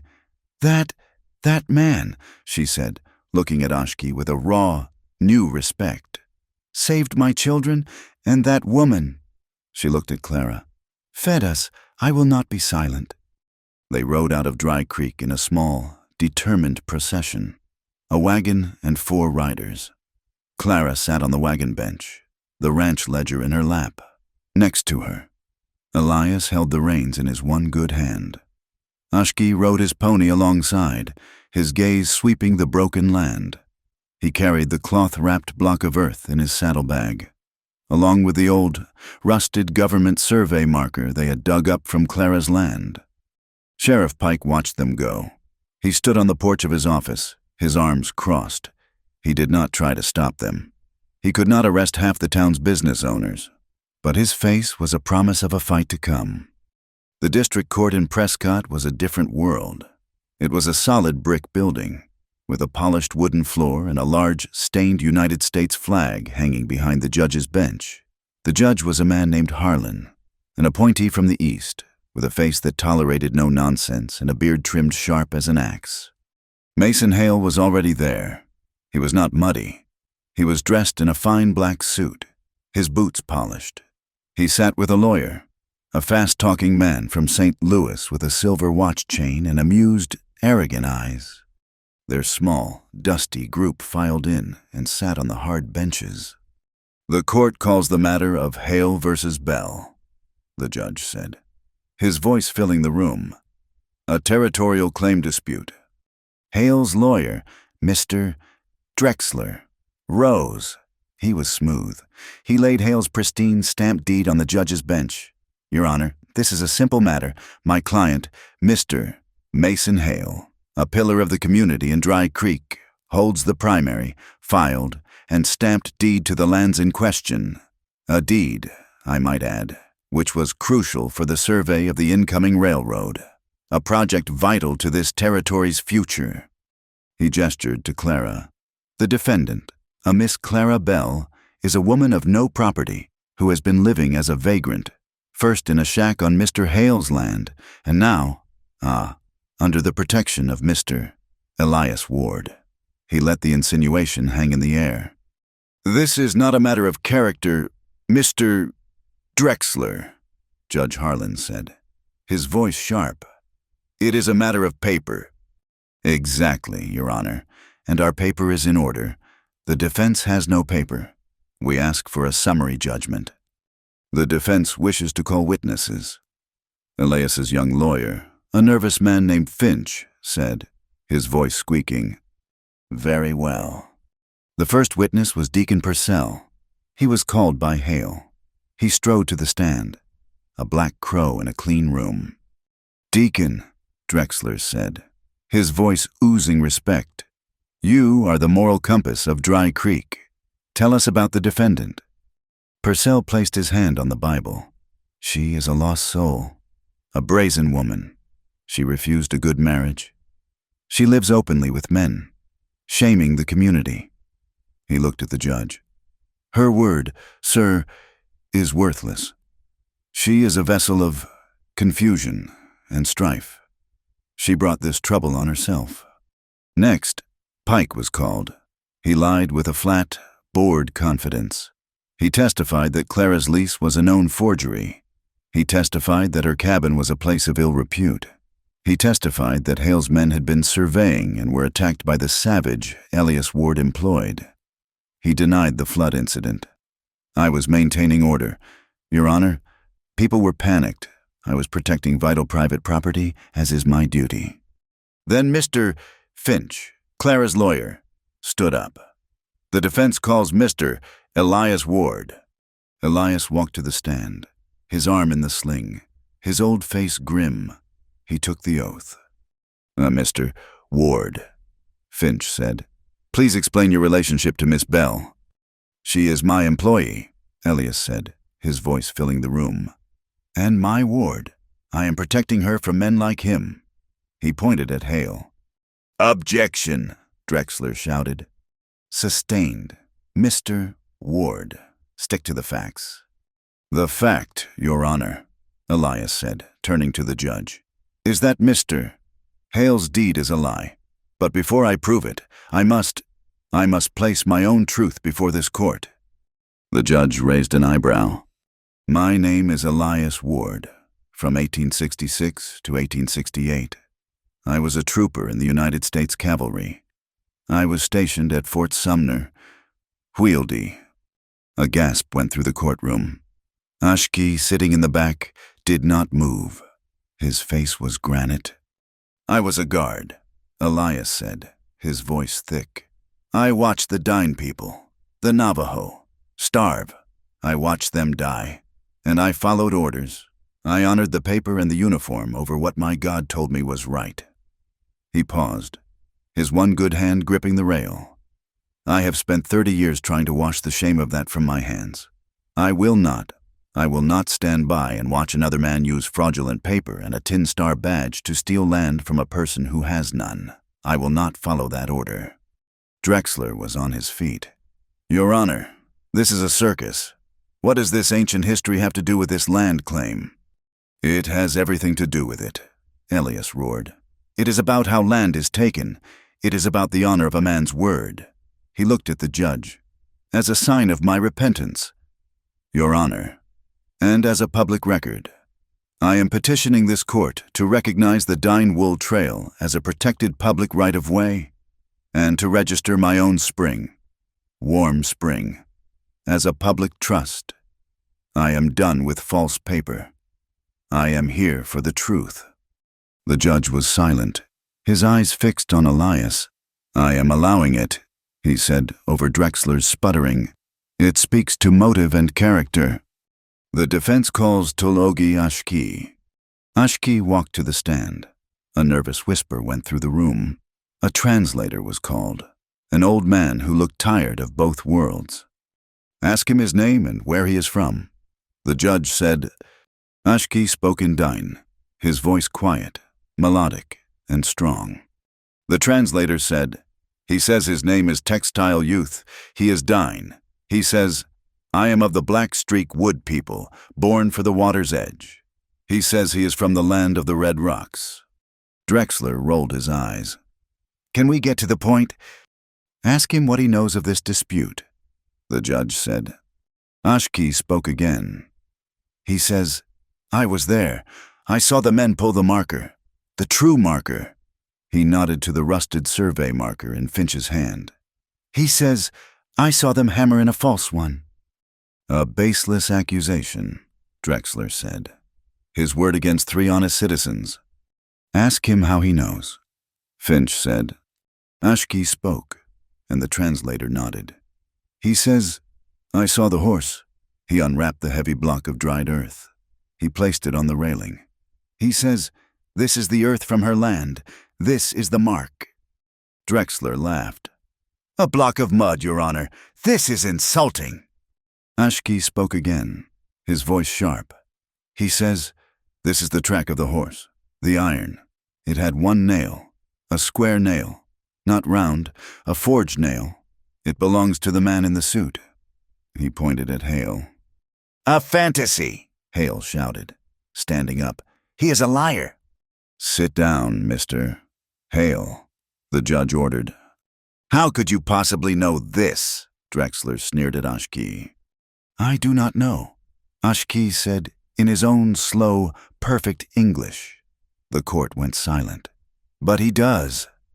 He pointed to the back of the courtroom. The defense calls Mr. Silas. Silas the blacksmith walked forward. He was terrified, his big hands crushing the brim of his hat. He took the oath. "Mr. Silas," Finch said, his voice gaining strength, "you are the blacksmith in Dry Creek." "Yes, sir, I am." "Do you recognize this mark?" Finch asked, showing him the print in the hard earth. Silas stared at it. He licked his lips. He looked at Mason Hale, who was watching him, his eyes like two pieces of cold steel. Silas looked back at the judge. "Yes, sir," Silas said, his voice a low rumble. "I do." "How?" Because I made it. Mr. Hale, he brought me a set of shoes from back east. One was loose. I did not have the right nail. I had to use an old square-headed forged nail. It was a shoddy job, but it held." "And did he say anything?" "Yes, sir. He paid me $5 silver. He said to keep my mouth shut about it. He said it was his private mark, and he did not want anyone else using it." The courtroom exploded. Hale was on his feet, his face purple. "He is lying. It is a conspiracy. This savage, and this old fool, and this drunkard." "Sit down, Mr. Hale," the judge roared, slamming his gavel. "One more outburst and I will have you in contempt." Hale sat, his chest heaving. The silver watch chain rose and fell. "The defense calls Miss Clara Bell." Clara walked to the stand. She was no longer the muddy, shamed girl. She was wearing her one good dress, her spine straight as a needle. She took the oath, her voice clear. Drexler, seeing his case collapsing, went on the attack. "Miss Bell, is it not true you were run out of town for your loose morals, that you were living in sin with the Mr. Ward?" Clara met his gaze. "No, sir. It is not. I was driven out of town by lies. The lies of Deacon Purcell. Who is your client's partner?" "Objection." "Sustained. Stick to the land, Miss Bell." "The land," Clara said, "is where his men attacked me. It is where he tried to steal my father's last memory." "You have no proof of any of this," Drexler shouted. "Just a block of dirt and the word of a bitter blacksmith." "I have this," Clara said. She held up the ranch ledger. "This is my journal, Your Honor. I kept a record." "A record of what your feelings," Drexler sneered. "A record of facts. I have an entry for the day of the flood. May I read it?" The judge nodded. "Proceed."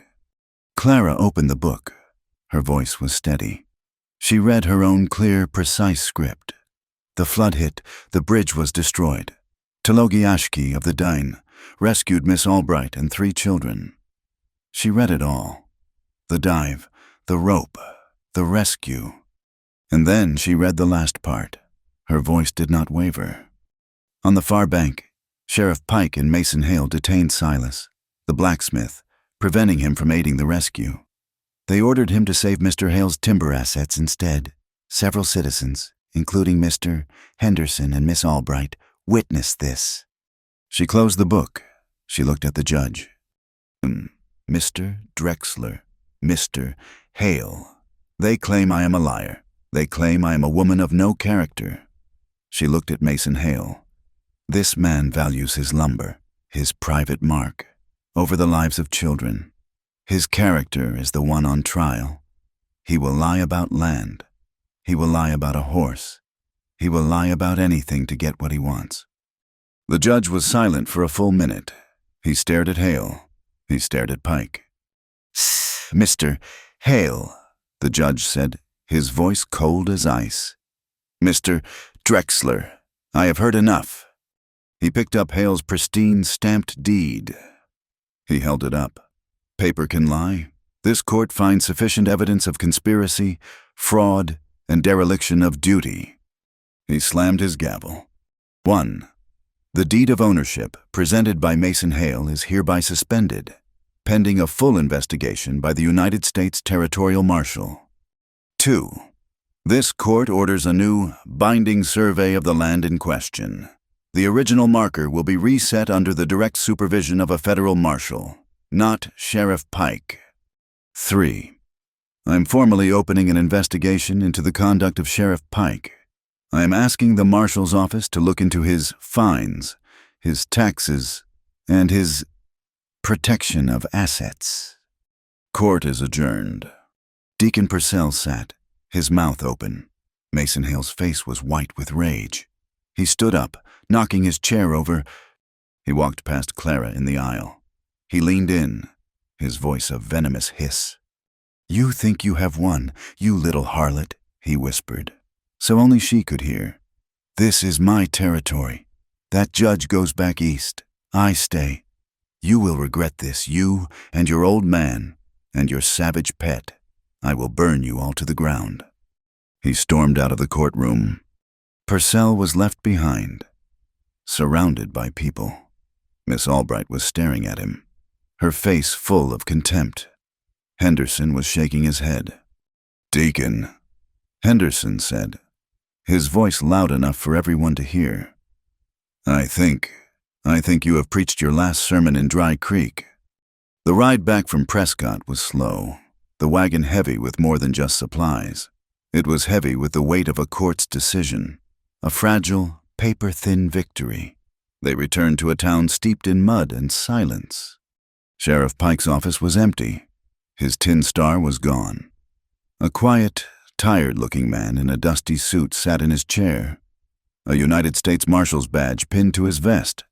He had arrived on the stage, read Judge Harlan's orders, and dismissed Pike with a single, curt nod. Pike had packed his saddlebags and ridden out before dawn, without a word to anyone. The new marshal, a man named Breen, did not speak to Hale's allies. He spoke to Elias. "The judge ordered a new survey," Breen said, his voice flat. "I am here to oversee it. Show me the marker." It was not a parade. It was a small, formal procession. Marshal Breen, Elias, Clara, and Ashki rode out to the canyon ridge, to the place where Clara had held the torch. They carried the original, rusted government marker. When they reached the patch of disturbed earth, Ashki dismounted. "Wait," he said to the marshal. He whistled, a low, two-note call.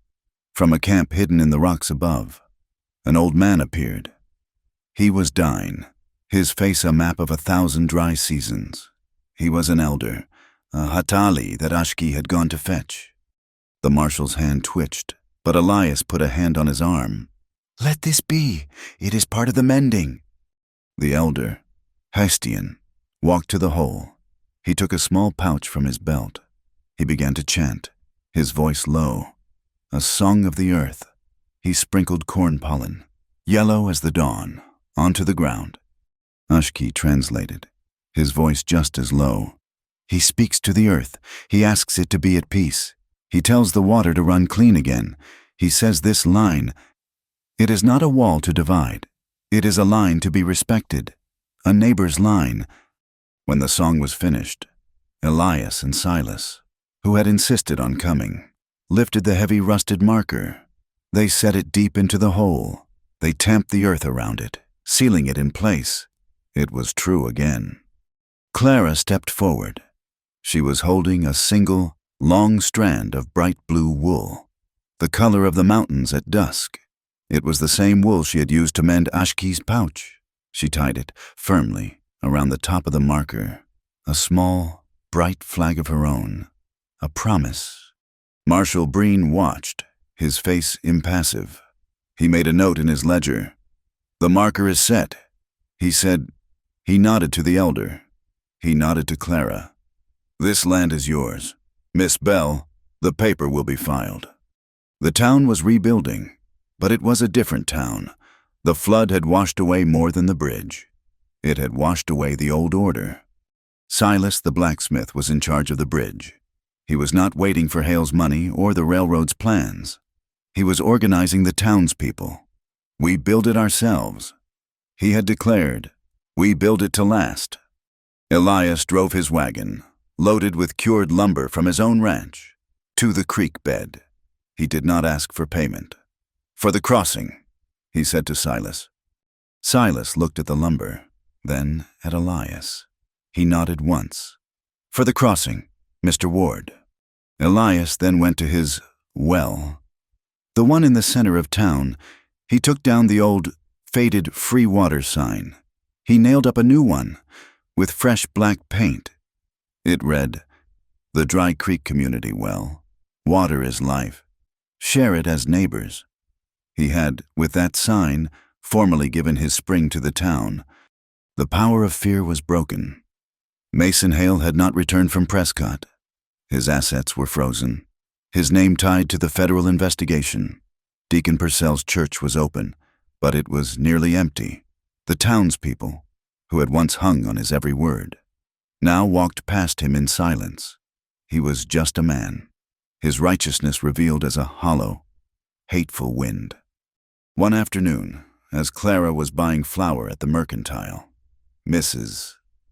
Gable approached her, the woman who had pulled her skirts away.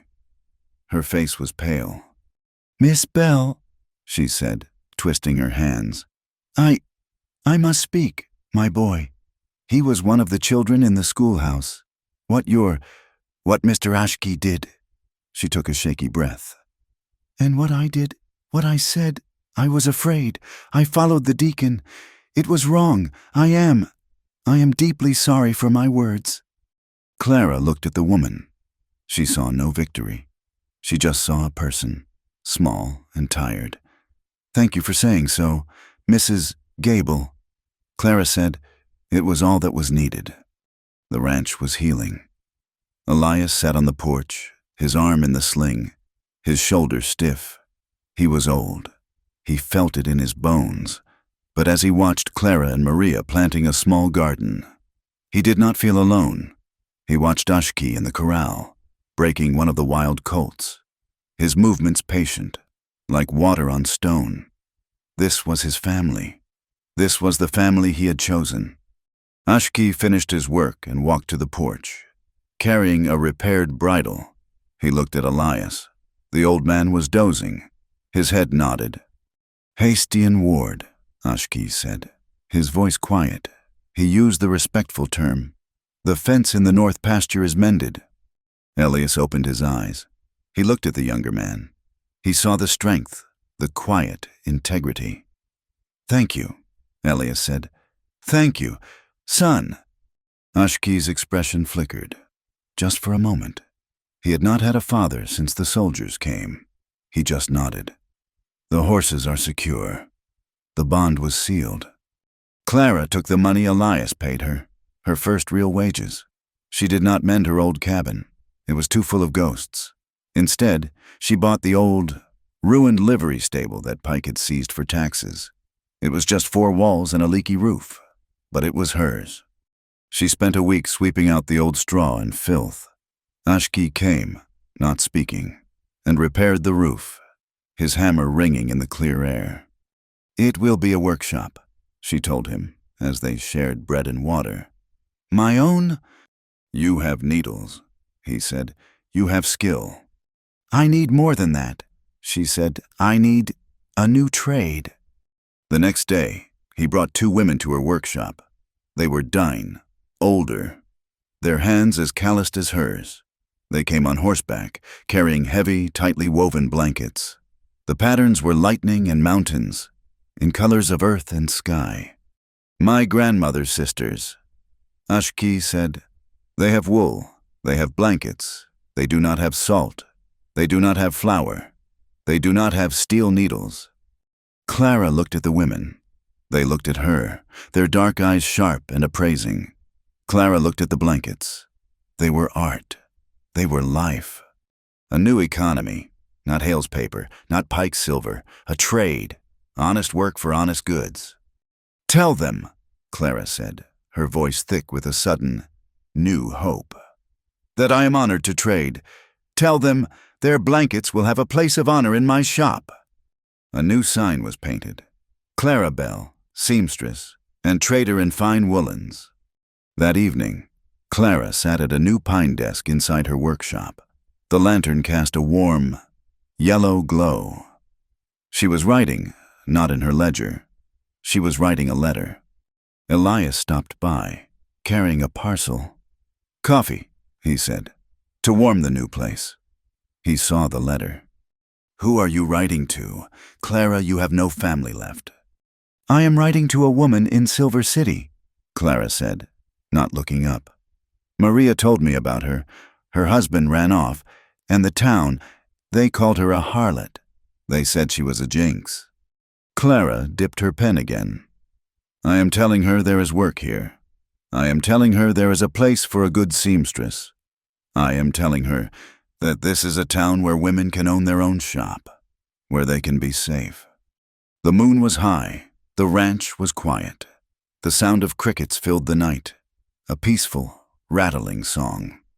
Clara and Ashki sat on the top step of the porch. They had been silent for a long time. The peace was not a gift. It was a thing they had built, together, out of mud and wool and truth. It was earned. You will leave soon, Clara said. It was not a question. I must, Ashki replied. He looked north, toward the high peaks, silver in the moonlight. The wool trail is clear. I must see my grandmother. I must tell them what has happened. Her heart tightened, a familiar, cold ache. Hale will come back. His threat was real. I know, he said. The paper is suspended. It is not gone. The snake is not dead. She turned her hand over on the wooden step. And us, what are we? We are not married. We are not anything. Not in their world. He looked at her hand. He did not touch it. I do not have the words of your deacon. I do not have a paper from your judge. He turned his own hand, palm up, on the step beside hers. I am a man who follows the seasons. I am a man who honors the earth. I cannot promise you forever. That is a paper word. It breaks. He moved his hand closer. I can promise this. I choose you. Today. When the sun comes up, I will choose you again. Season by season. That is my truth. She looked at his hand. It was strong. It was the hand that had pulled her from the mud, the hand that had held her in the dark, the hand that had blessed her land. Slowly, she placed her hand in his. His fingers closed around hers, warm and firm. Season by season, she whispered, day by day. They sat together, holding hands, listening to the sound of the crickets, as the moon began its long, slow descent. The rain came. It was not the violence of the flood. It was a soft, warm, summer rain that fell for 3 steady days. It washed the caked mud from the streets, soaked the parched alkali flats, and turned the new, raw channel of the dry creek into a clear, murmuring stream. When the sun returned, the land was changed. For the first time in memory, a pale, hesitant fuzz of green pushed its way up through the red dust. The world was healing. Dry Creek held a celebration. Silas, the blacksmith, who had become the town's unofficial leader, called it the New Bridge and Marker Market. The new bridge was a marvel. It was built of Elias's donated lumber and Silas's heavy iron bolts, wide enough for 2 wagons to pass. Children, who had been forbidden from the creek bed for weeks, ran laughing from one side to the other, tossing stones into the clear water. Clara's new workshop was the center of the market. She had a stall set up outside her open livery doors. She was not alone. The 2 Dine women, Ashki's relatives, sat with her, their looms propped against the wall. They worked, their hands flying, as the townspeople watched in quiet awe. On her tables, Clara had not just mended shirts. She had new coats, cut from sturdy canvas, but lined with the soft, intricately patterned dine wool. They were jackets built for the high desert, a marriage of 2 worlds. Mrs. Gable, the woman who had apologized, was her first customer. She bought a coat, her hand brushing the lightning pattern. It is beautiful. Clara, she said, meeting her eyes. Truly. Henderson, the mercantile owner, bought one. Silas traded a set of new tools for another. The economy of Dry Creek was no longer based on paper and fear. It was built on wool, steel, flour, and respect. Elias Ward, his arm now free from the sling but his shoulder still stiff, walked to the community well. He took down the sign he had made. He nailed up a new one. The paint was bright. It read, "Water for all, equal." He stepped back and watched the children playing on the bridge. He saw Miss Albright ringing her school bell. She was calling her class, which now included 2 small, shy Dine children, to order. He smiled, a deep, tired smile. He was an old man, but he was not a ghost. The stagecoach rattled in, carrying the mail. Marshal Breen, his federal work finished, was waiting to board.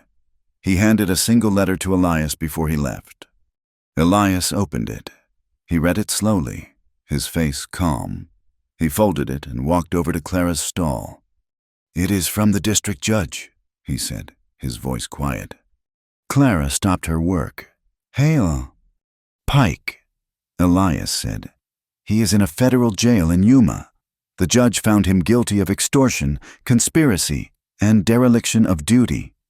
A long, shuddering breath left Clara. The man with the badge was gone. "And Mason Hale?" Elias sighed, looking at the distant red cliffs. "Hale. His assets in this county are seized. His paper is worthless. But the man himself is gone. The letter says he was last seen in Santa Fe. He is already talking to new railroad men, pushing for a different route." "He is a snake," Clara said softly. "He is," Elias agreed. "We cut off his tail, but the head is still looking for prey."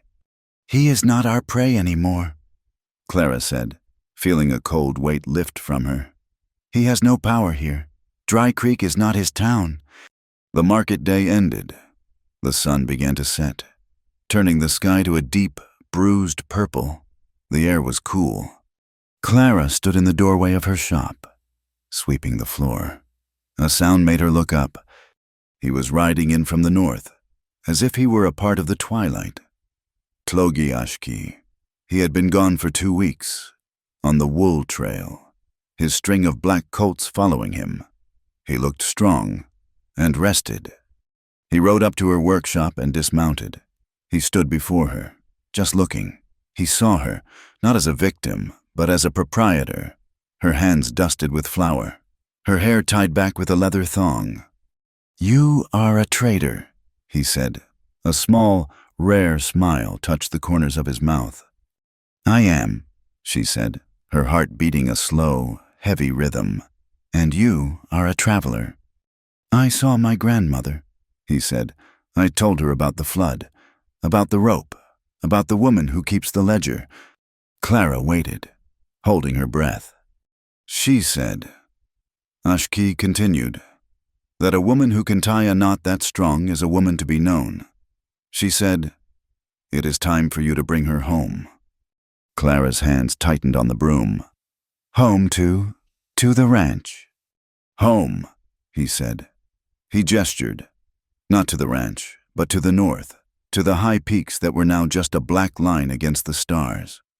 "To the Hogan, to my family. She wants to see the woman who spins thread from adversity." This was the true invitation.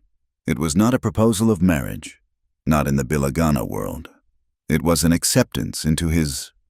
"I do not know your ways, Ashki," she whispered, her fear a small, cold echo. "They will not understand me." "You know my way," he said. "You know key connection." He held out his hand, not to lift her, not to save her, just to offer, "Come, ride with me, see where I am from." She looked at his hand, the hand that had held her in the dark, the hand that had placed the blessing pouch in hers. She put the broom down. She put her hand in his.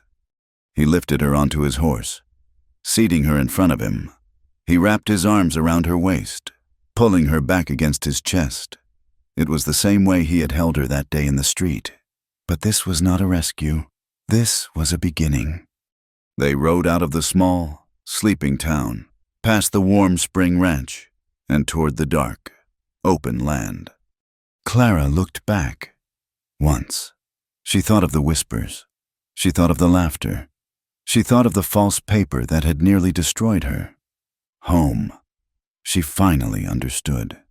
Was not a piece of paper. It was not a roof. It was not a line drawn in the dust. Home was the person who chose you in the middle of the storm, the one who saw all your broken pieces and still chose you. Later, sitting by his family's fire, safe inside the round, warm walls of the hogan, they spoke of the future.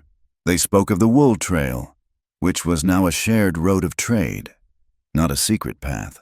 They spoke of Miss Albright's school, and how Elias had offered to pay for a second teacher, one who spoke Dine, so the children could learn both languages, both histories. They spoke of children who would be taught how to stitch a fine seam and how to spin strong wool, children who would be taught how to read a book and how to tie a knot that could be trusted with a life. Miles away, on the edge of the canyon, the moon rose. It shined on the rusted government marker, standing straight and true. Tied to it, the small strip of blue wool fluttered in the night wind. It was the thread that bound a promise. It was the stitch that held. She was once the joke of Dry Creek. Now, she was the one who held the thread. Thank you for listening to this story. I would love to know where in the world you are tuning in from, so please drop a comment below and share your thoughts. Be sure to subscribe to Wild West Tales and like this video. It would also help us immensely if you hit that hype button, so this story can be heard by more folks.